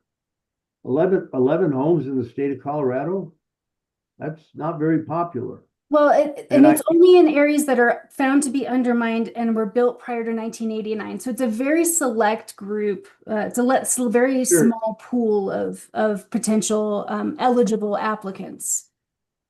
Well, and I live in Colorado Springs, where most of this area is. And I do know that the realtors are very much aware of this program. I mean, I think the state's done a great job of informing the real estate agents that this program's available. But I guess my point is, it just isn't really used very much. We're not fixing homes, we're paying contractors.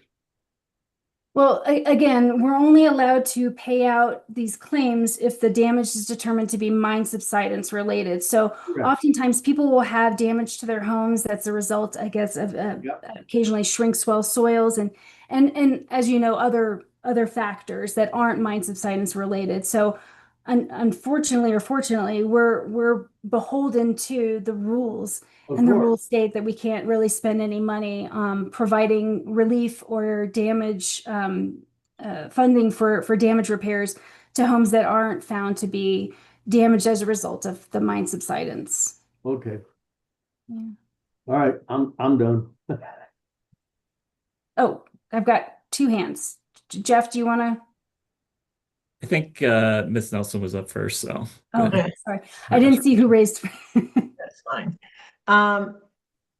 So what seems to be the concern is how is the, you mentioned that the homeowners are paying 280, whatever the number was for these inspections, and the cost is with the consultants is like 3,800.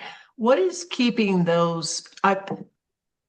If I was a homeowner buying in this area and I knew there was a risk around this and that my home was that vintage, I would think I'd have to pay something more than $30 or $200 or whatever to have coverage if my home is damaged for that. So what is keeping those rates that we're charging so low? Those rates are basically built into the rules themselves. And so in order to increase any of those rates, we're going to have to do some rulemaking and come to you as the board, as our adjudicatory body and the fiduciary trustees for the program to say, can we please increase rates for the home inspection? And can we please, increase the number of years that we're collecting annual fees and potentially the annual fees that are due $100 a year for 5 years or what have you. But that is going to be one of the future conversations that I come to you with. But that's basically one of the roles of the board yourselves is to help us kind of manage that. And the rules have been in place, or these fees have been in place at the same level since 84? I believe it's 2002 was the last, was it 2002 or 2012? 23 years, no inflation. Right. Okay. So it's been a couple of decades, I would say at least. Yeah. Yeah. Well, that is, I'm seeing the obvious. It seems like we have to do that to keep this program there if and when it's needed by these homeowners, right? So right. And we've been trying to balance that with Bill's concerns, which is making the program available, affordable to homeowners and accessible to them. So for the longest time, we were keeping the rates as they were, basically in order to help promote more enrollment. And as you can see, that's not necessarily one factor or another. And then again, making these points and basically providing this information to realtors groups, because people will hear, oftentimes I've heard from people, I didn't even know, my realtor didn't say, they were afraid of losing the sale.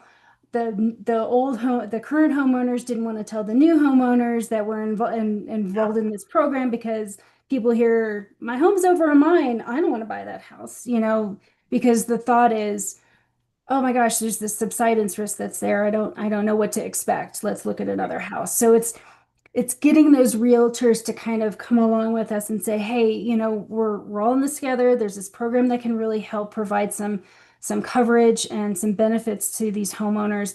In addition to, some of these areas have relatively low subsidence risk. And again, this is the kind of program where, and I actually asked this group of realtors yesterday if they knew of any other types of actual insurance that would cover either shrink swell soils or landslide susceptibility and that sort of thing. And they said they had no idea of any other potential insurance policies. And again, this is not an insurance policy, but that would actually be favorable to the homeowners in terms of covering them for those kinds of instances. So it's getting the word out even more than we have. And again, with the turnover of the Front Range, you'll get somebody who buys a house, sells it in 2 years, and the next person buys the house, and they don't tell the person before them that this was part of their home ownership process. So. And I know Jeff's going to provide great clarity here, but one more. So of the areas you've mapped, and I understand things happen above and beyond, so this is an absolute. Is there a rough percentage of the people in those focused areas in the Springs and Boulder that are registered versus houses that are actually built and not registered within this time frame? I mean, do you have any kind of guess on what coverage is? Yeah, so I'm working to map basically the people who are currently enrolled so I can kind of really target some of the areas where people aren't enrolled. So that's part of my my door-to-door campaign has been when we have a new enrollment inspection.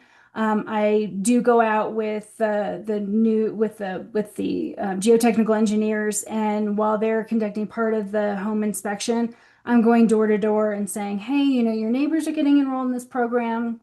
How about we have a talk and for whoever comes to the door. Otherwise, you leave the door hanger on. And we've actually had I've done 2 of those in the last 3 weeks, and we've had 6 calls so far from new homeowners. So again, it's getting the word out. Oftentimes the first thing people say is, oh my gosh, I didn't even know we were living over a previously coal-mined area. But you'll get people who have lived in an area for quite some time, but know the history of the area and feel, the subsidence risk really we're not really interested in the program. So those are the kind of the 2 ends of the spectrum of responses that I'll get from homeowners. Homeowners that have been living in an area for long enough to say, yeah, I've seen it all. It's all good. We're not interested in the program. Go talk to this neighbor or so.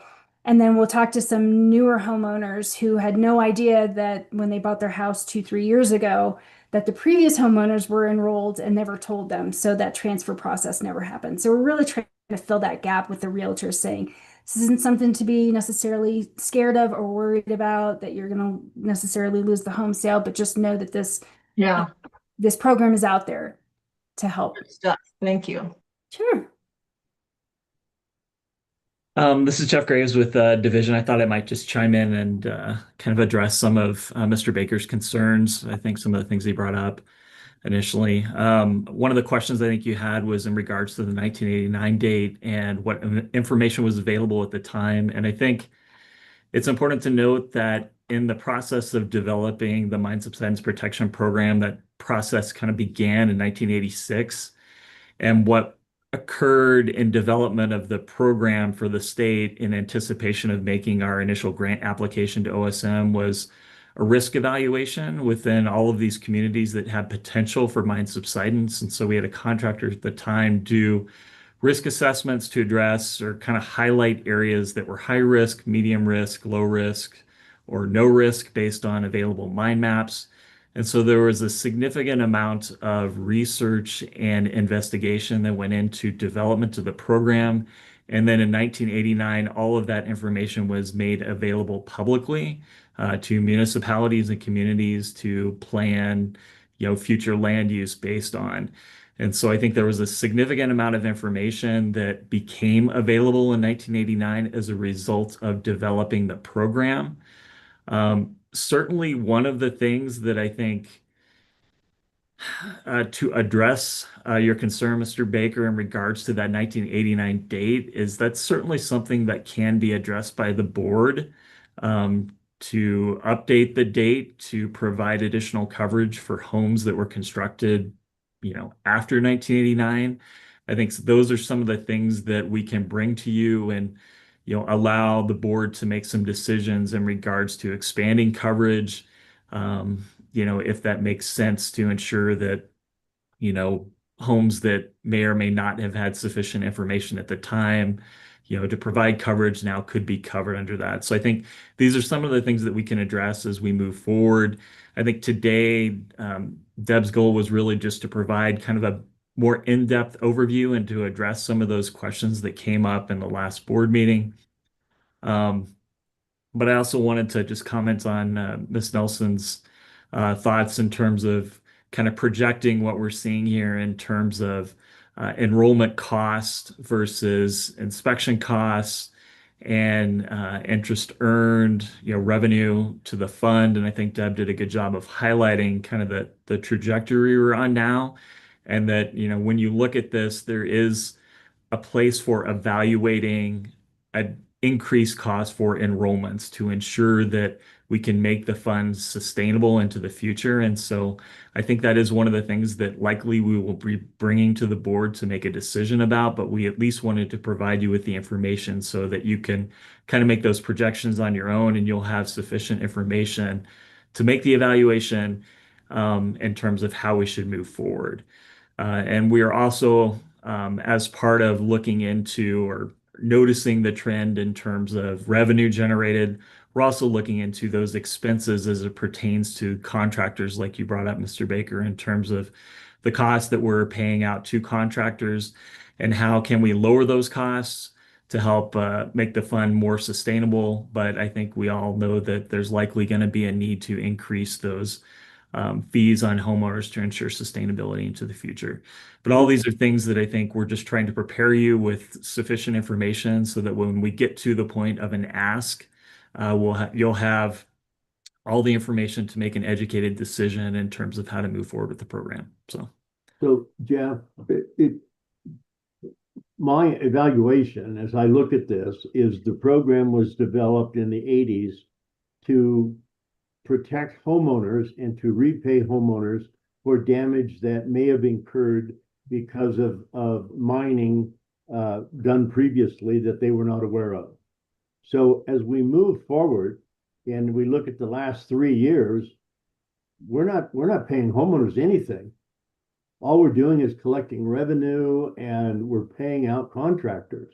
So I think that either you expand the program to past 1989 or you just get rid of it because there's very few people that are using this. And I think those are valid concerns, Mr. Baker. I think you would find that people that belong to the program obviously feel some need for the program based on the fact that we have nearly 800 enrollees in the program.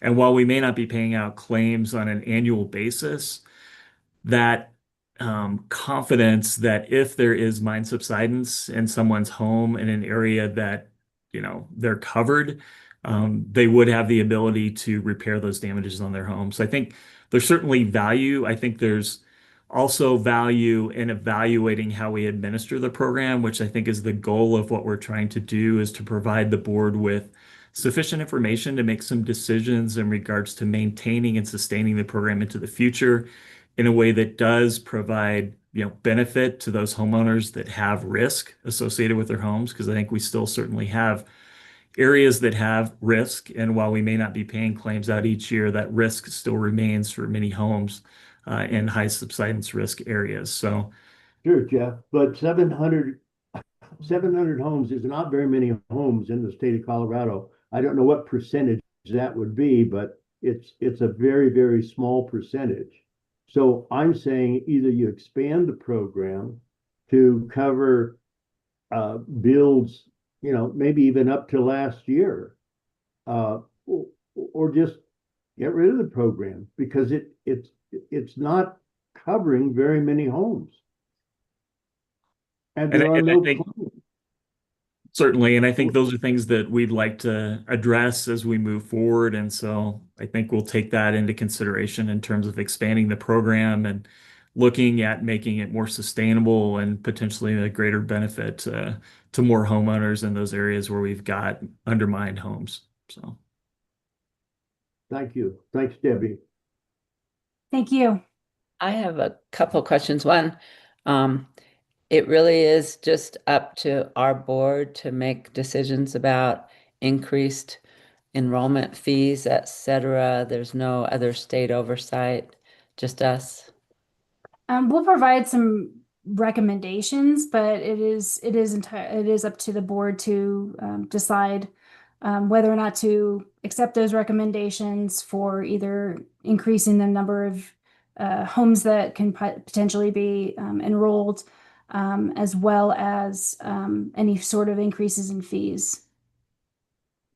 And second, I find it confounding that people buy homes and don't know. Seems like, I mean, most people get an inspection, and if I find out there was something wrong with my well and you didn't tell me, I'm going to sue you for not telling me. It just Yeah. seems like it should be, people should know when they buy the home. And Unfortunately, as far as I know, there is no requirement for disclosure about this particular historical issue. even if you have a home inspection before you buy it, Indeed. wow. And it also seems like realtors involved should be required to tell them. And that's where I thought maybe some state legislation could establish that. It just seems ridiculous that a homeowner wouldn't know. It seems like something that would be pertinent for a new homeowner to know. I mean, we had, lead paint disclosures and every other tome in that the set of documents that you sign when you purchase a home. So, but it's not a legislated requirement as far as I know. So. Or maybe just social media. That's a bad realtor. They didn't tell me.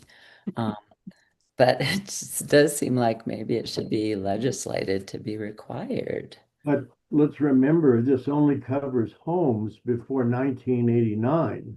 So how many homes have been built in Colorado since 1989? In those areas. My guess is the percentage of homes in Colorado that were built before 1989 would be probably 30% of the total of the homes built in Colorado. I mean, our growth has come since the 80s. Well, and keep in mind, this is in a very specific area. There are very specific Sure. areas that are historically undermined, and typically the majority, at least in Colorado Springs, a good majority of those homes were built prior to 1989. And there's been a tremendous expansion of new homes in those affected areas. I mean, I'm using that project that's on Highway 50, south of Highway 50, west of town. I mean, I think it's called Gold Mine Hill or something like that, but that's all built on fill and mines. Those are not coal mines, though. No, they're not. No, I agree. But again, if your house is sinking, you don't really care whether it's a coal mine, a gold mine, or a molybdenum mine. It's still damaging your home. Sure. Unfortunately, this program, again, is only for coal mine subsidence. Sure. Specifically. Sure. So, and in very specific areas. So, I think maybe the next presentation, because you guys will see me again in December, I'll provide some information about where those areas are so you can kind of get a better idea. And hopefully my goal is to have some better numbers for you on how many homes within those areas would be eligible. Because basically we really, the grant that we were provided does set those rules as Sure. it has to be in these very specific areas. So what I'd like to be able to present you guys with next time is basically some good mapping so you can see of this area, these are the number of homes that were built prior to 1989. These are the number of homes that were built post 1989. And that way I can kind of give you a better visual of what areas really, and I believe what we're going to see is the vast majority of them are going to be up in the Boulder, Cole, Wellfield, the Tri-Towns area, Erie, Dacono, Firestone. Those are the areas that have really boomed in terms of expansion and homes that were built in areas that are historically undermined up in that area. Anecdotally, I found it's less so in the Colorado Springs area, a little bit more in the Rock Rimmon area, but central Colorado Springs, Danfield, Cragmore, those areas typically had those homes built prior to 1989, a lot of them in the 60s and the 70s. And again, that's anecdotal, but I want to come back to you with data in December so I can kind of provide you a better idea of these homes, which ones would be eligible and aren't enrolled, and which ones are built after 1989 and could potentially be enrolled. And maybe some suggestions of how we could make this program more, I want to say effective, but how we could make this program more viable to the residents that live in those areas. Because clearly we're not fixing houses. We're paying contractors. And I'm not saying we're overpaying contractors or you're doing a bad job of managing. I'm not saying that at all. I'm just saying that the program was designed to help people that had homes that were damaged by mines. And we're not doing that. We haven't done that in the last 2 or 3 years. So let's expand the program and broaden it to make it more effective, or say it, just forget it. I think this all brings up a very good point of, we've spent the last 10 minutes or 15 minutes talking about what areas are affected or what areas are not affected. And one of my questions initially was, is there a place online where the public can see the areas potentially affected by mine subsidence or coal mine or undermined areas?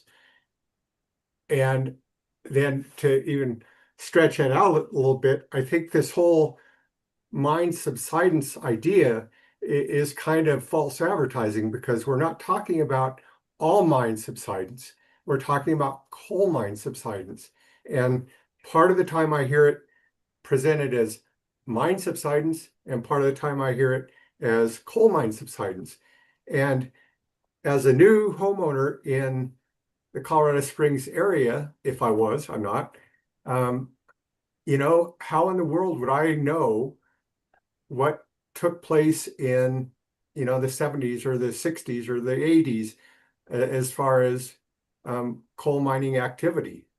And then just one more thing. I mean, it's the whole, when you talk about, the lead paint information, using it as an example, that's brought forth by the homeowner. It is not brought forth by the inspector. The inspector basically has no liability to what they say. They basically, what an inspector is saying is that you should pay attention to these areas before purchasing the area or before purchasing the property, period. And if you don't pay attention to them, fine. I mean, again, the inspector, as far as I know, and all the properties that we've purchased, the inspector has no liability to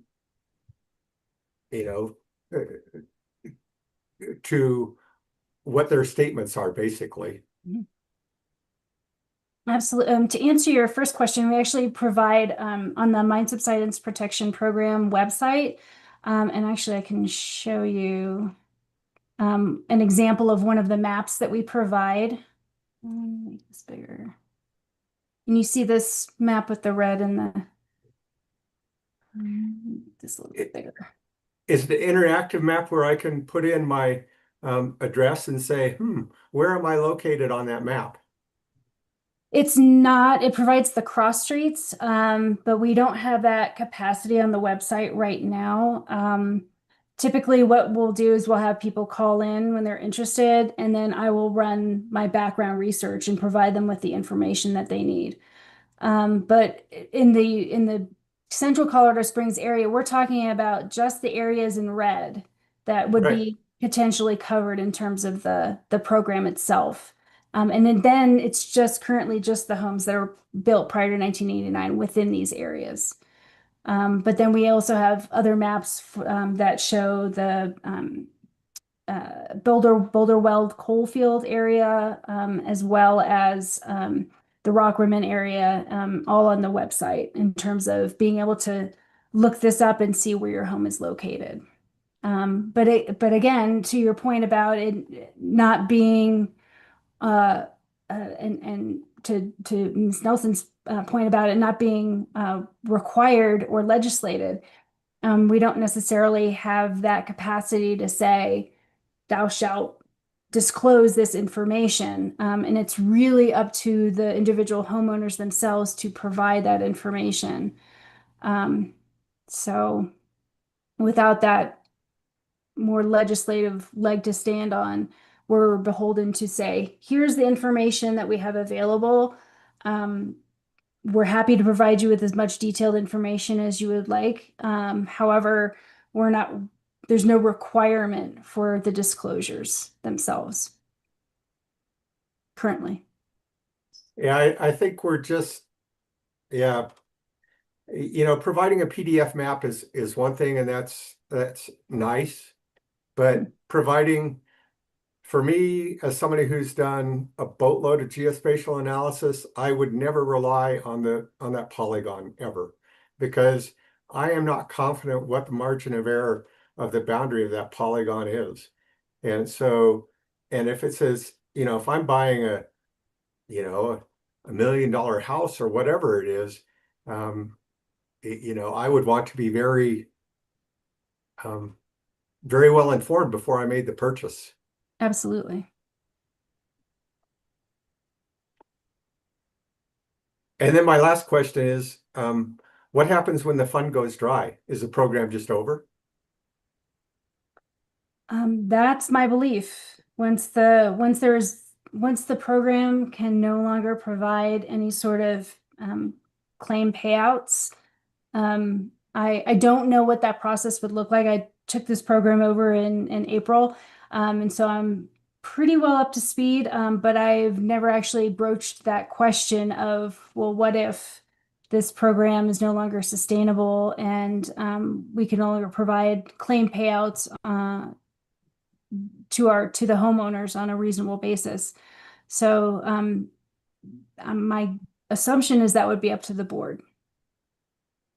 Yeah, I agree with Mr. Baker in the fact that I think that we need to pay more attention to this. Either make it a sustainable program or move in another direction. Just my thoughts. Thank you. Thank you. Are there any other questions, or make sure that I don't see any hands raised? Okay. Thank you for all your work and your information. We look forward to seeing more as it evolves. Thank you. And I'll be back in December, so in person. Thank you. Take care. See you in December. Yes.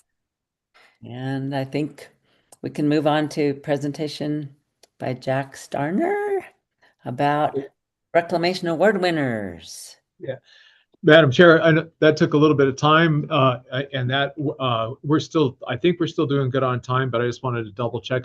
I got about a 30-minute presentation. Is the board okay with moving forward with this, or do we need to punt it to next month? Well, Jill needs to leave. I do need to leave in about 2 minutes, but okay. I can certainly send you the PowerPoint or whatever so you can see the 3 award winners and stuff. yeah, why don't you just keep on, and please do send that over to me. I You bet. apologize. No, no problem with stuff. Okay, great. Then I will move forward. So good morning, Madam Chair and board members. For the record, this is Russ Means. I'm the Minerals Program Director. For new board members and a refresher for others, Annually, the division solicits nominations for reclamation awards that are handed out at the CSSGA annual banquet. Senior Travis Marshall is our coordinator for this, and so I want to give a shout out to Travis and stuff for coordinating this and getting it all together.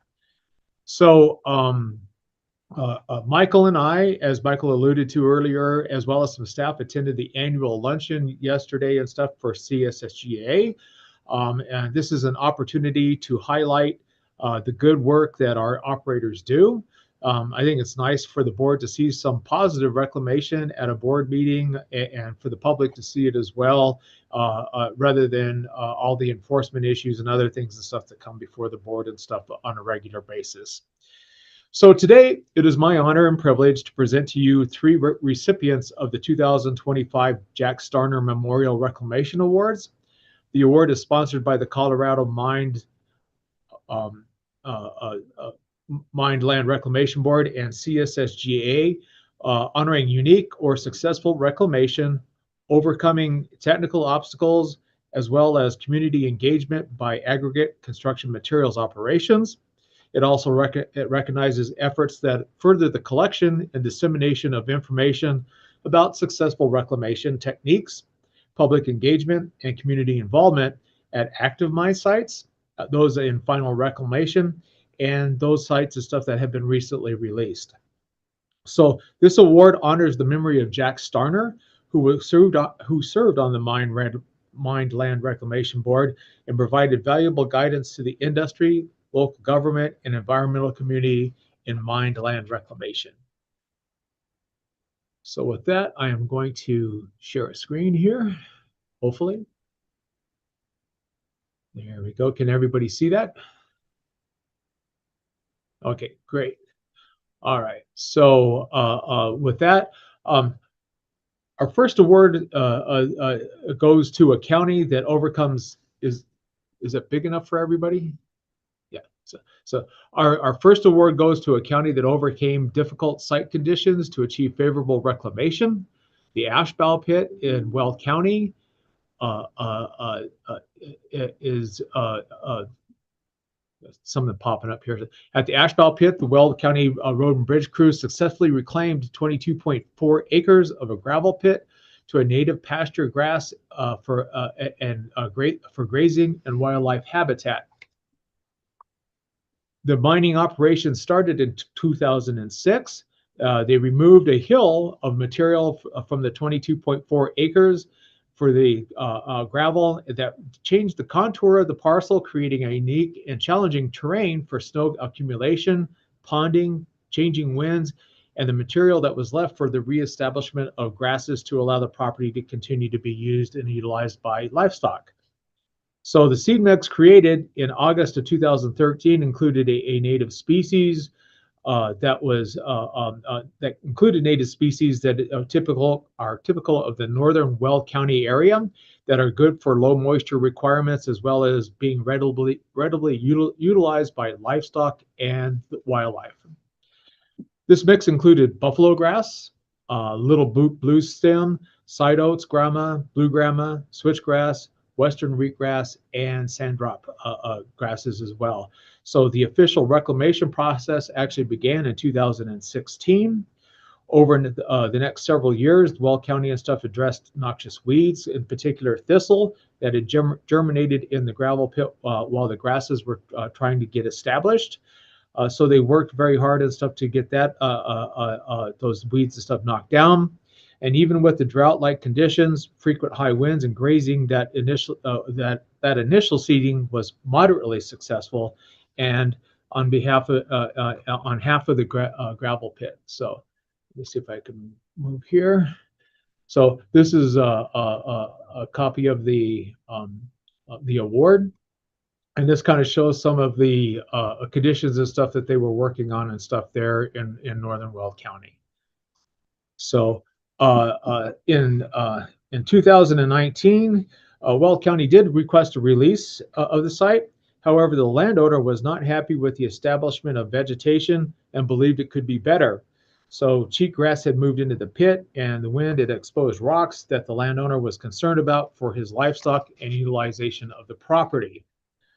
So during the winter of 2019, the Weld County Weed Division treated the site with Esplanade 200 SC to address the cheatgrass and provide the perennial grasses a chance to continue to establish with in that. So during this time, the county also partnered with the Weld County Sheriff's Office, the Alternative Synergy Program, to provide labor to remove the cobbles as the landowner requested. The manual labor was essential in helping address the landowner's concerns in a timely and effective manner. So yeah, so they actually had people working on the rock pile. So but it was an interesting cooperation and stuff there. So so throughout the project, the staff worked with the landowner to build trust and cooperation after the change in ownership during the life of the gravel pit. This was accomplished with multiple meetings on site where they listened to the landowner's concerns and they brainstormed ways to try to resolve the issues and work together.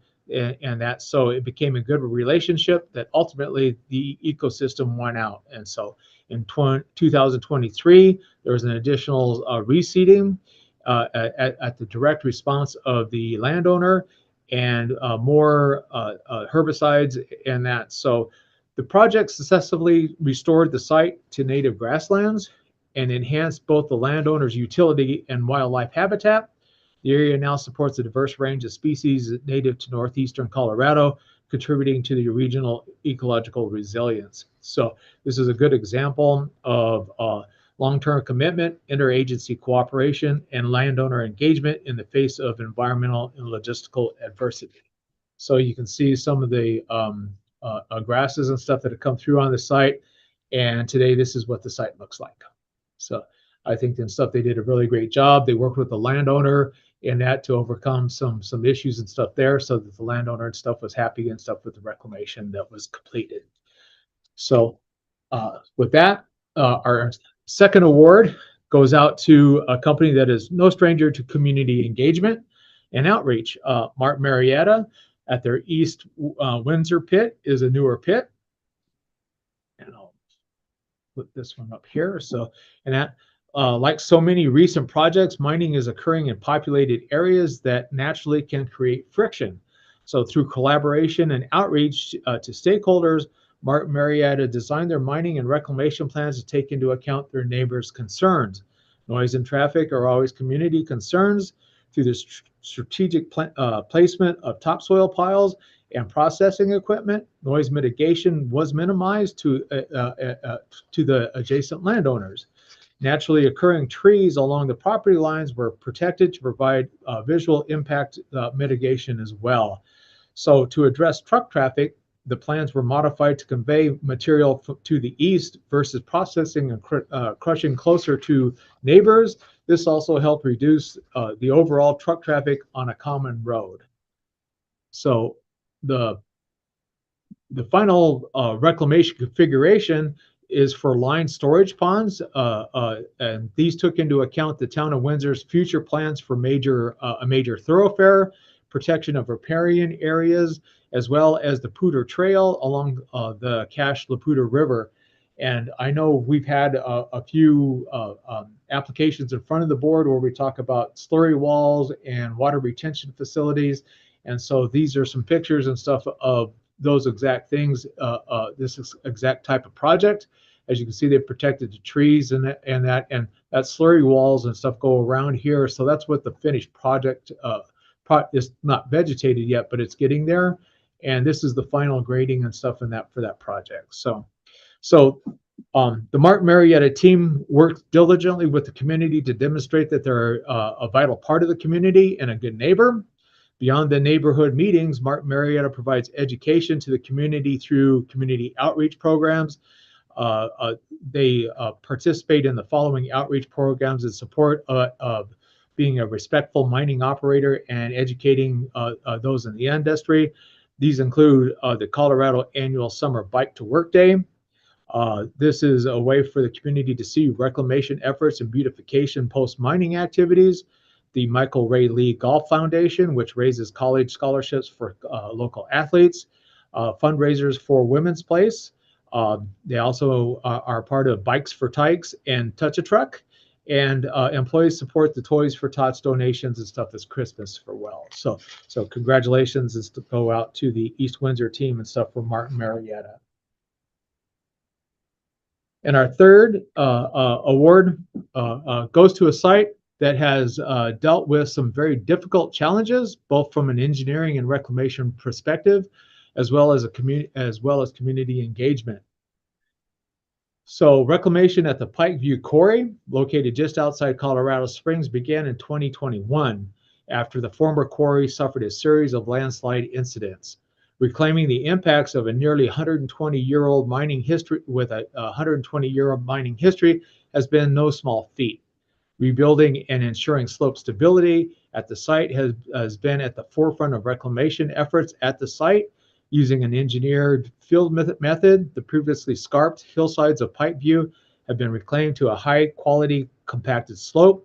As the slope was being filled, third parties checked for compaction and appropriate grade levels. So this is noteworthy as quality assurance methods and stuff used to ensure long-term stability and stuff was vitally important. Additionally, Pikeview employed a unique prism monitoring system at the site to track any potential slope movement as the fill was being constructed, as well as to monitor and provide quantitative data and stuff that the slope stability had been achieved, and it continued to show long-term steadiness. This prism system is continued to be employed today, even though the site is being released. Following stabilization of the slope, the operator, Riverbend Industries, turned their attention to reclamation of the site's native habitat and inclusion of recreation as a benefit post-mine land use for the site.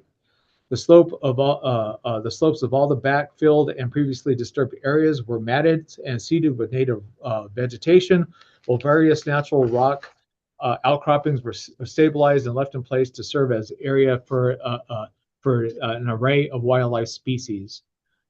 Most notably, a medium to large herd of bighorn sheep have been observed on site throughout the years of reclamation work undergone by Pikeview. Colorado Parks and Wildlife uses the site to tag, catalog, and track several bighorn sheep and stuff for research and data collection purposes. As the site is now complete, it is clear that the bighorn sheep and other wildlife habitat not only have been preserved, but their habitats enhanced by the reclaimed quarry site. Inspection of the site shows diverse and thriving sets of flora and fauna, as well as with the native grasses and forbs and stuff. There's songbirds, raptors, foxes, snakes, deer, and of course the bighorn sheep. So Pikeview Quarry is now owned by three separate entities: Riverbend Industries, the City of Colorado Springs, and the U.S. Forest Service.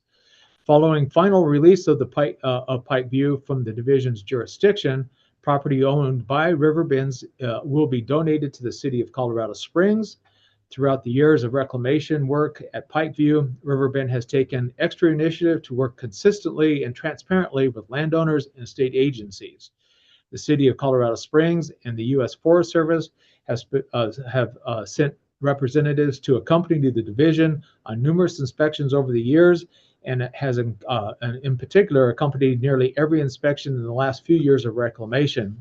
So the city and the Forest Service, along with the division, have inspected approved reclamation work as it occurred on site to ensure satisfaction across all interested parties at each step of the reclamation process. So Riverbend has also welcomed local government, city leaders, citizens, news outlets, and even historical site objectors on site to observe reclamation efforts firsthand and to discuss any inquiries that they may have had. So these efforts have led to an overall positive receipt of the reclamation project by the local community, and enable the future donation of the site to the City of Colorado Springs, providing for natural open spaces and potential recreational areas for the citizens overall. One of the plans and stuff they're talking about is the possibilities of turning this into a mountain bike trail system and stuff. And the city has actually started working on some of the projects and stuff just outside the permit boundaries. So, Pikeview serves as an admirable example of how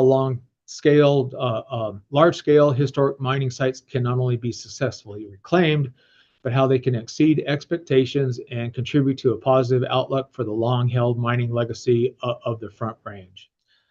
So on a personal note, DRMS staff and the operators worked hand in hand to achieve reclamation of this site. DRMS staff and the operator had to overcome some public opposition and gain the Mine Land Reclamation Board's approval at the time before it was initiated. Some of those that objected said that this could not be done. However, the board put their support behind the staff and approved the plan over the objection. So here we are today, celebrating its completion and full release as of November 7th.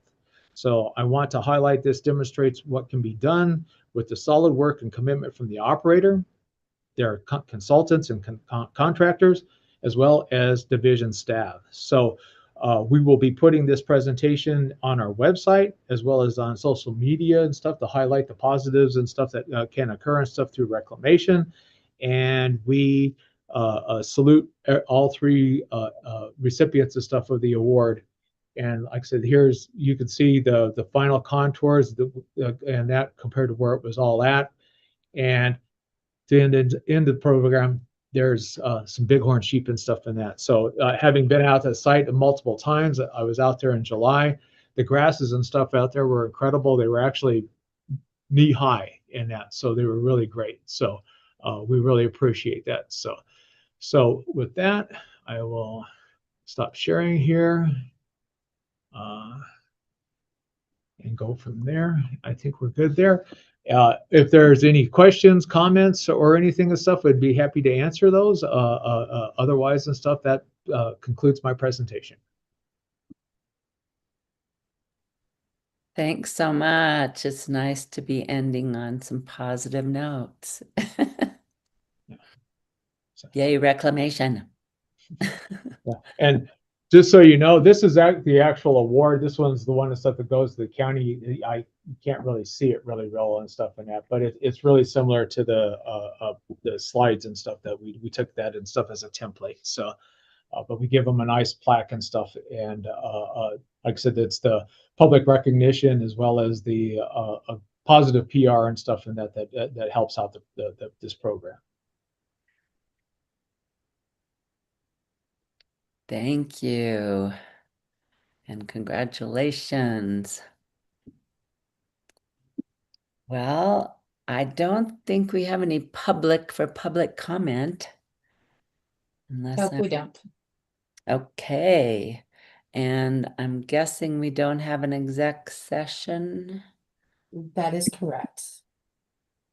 So I guess it's time for everyone to head off to lunchtime or something. It was great to see you all virtually, and I look forward to seeing you all in person. Happy Thanksgiving. Happy Thanksgiving, Al.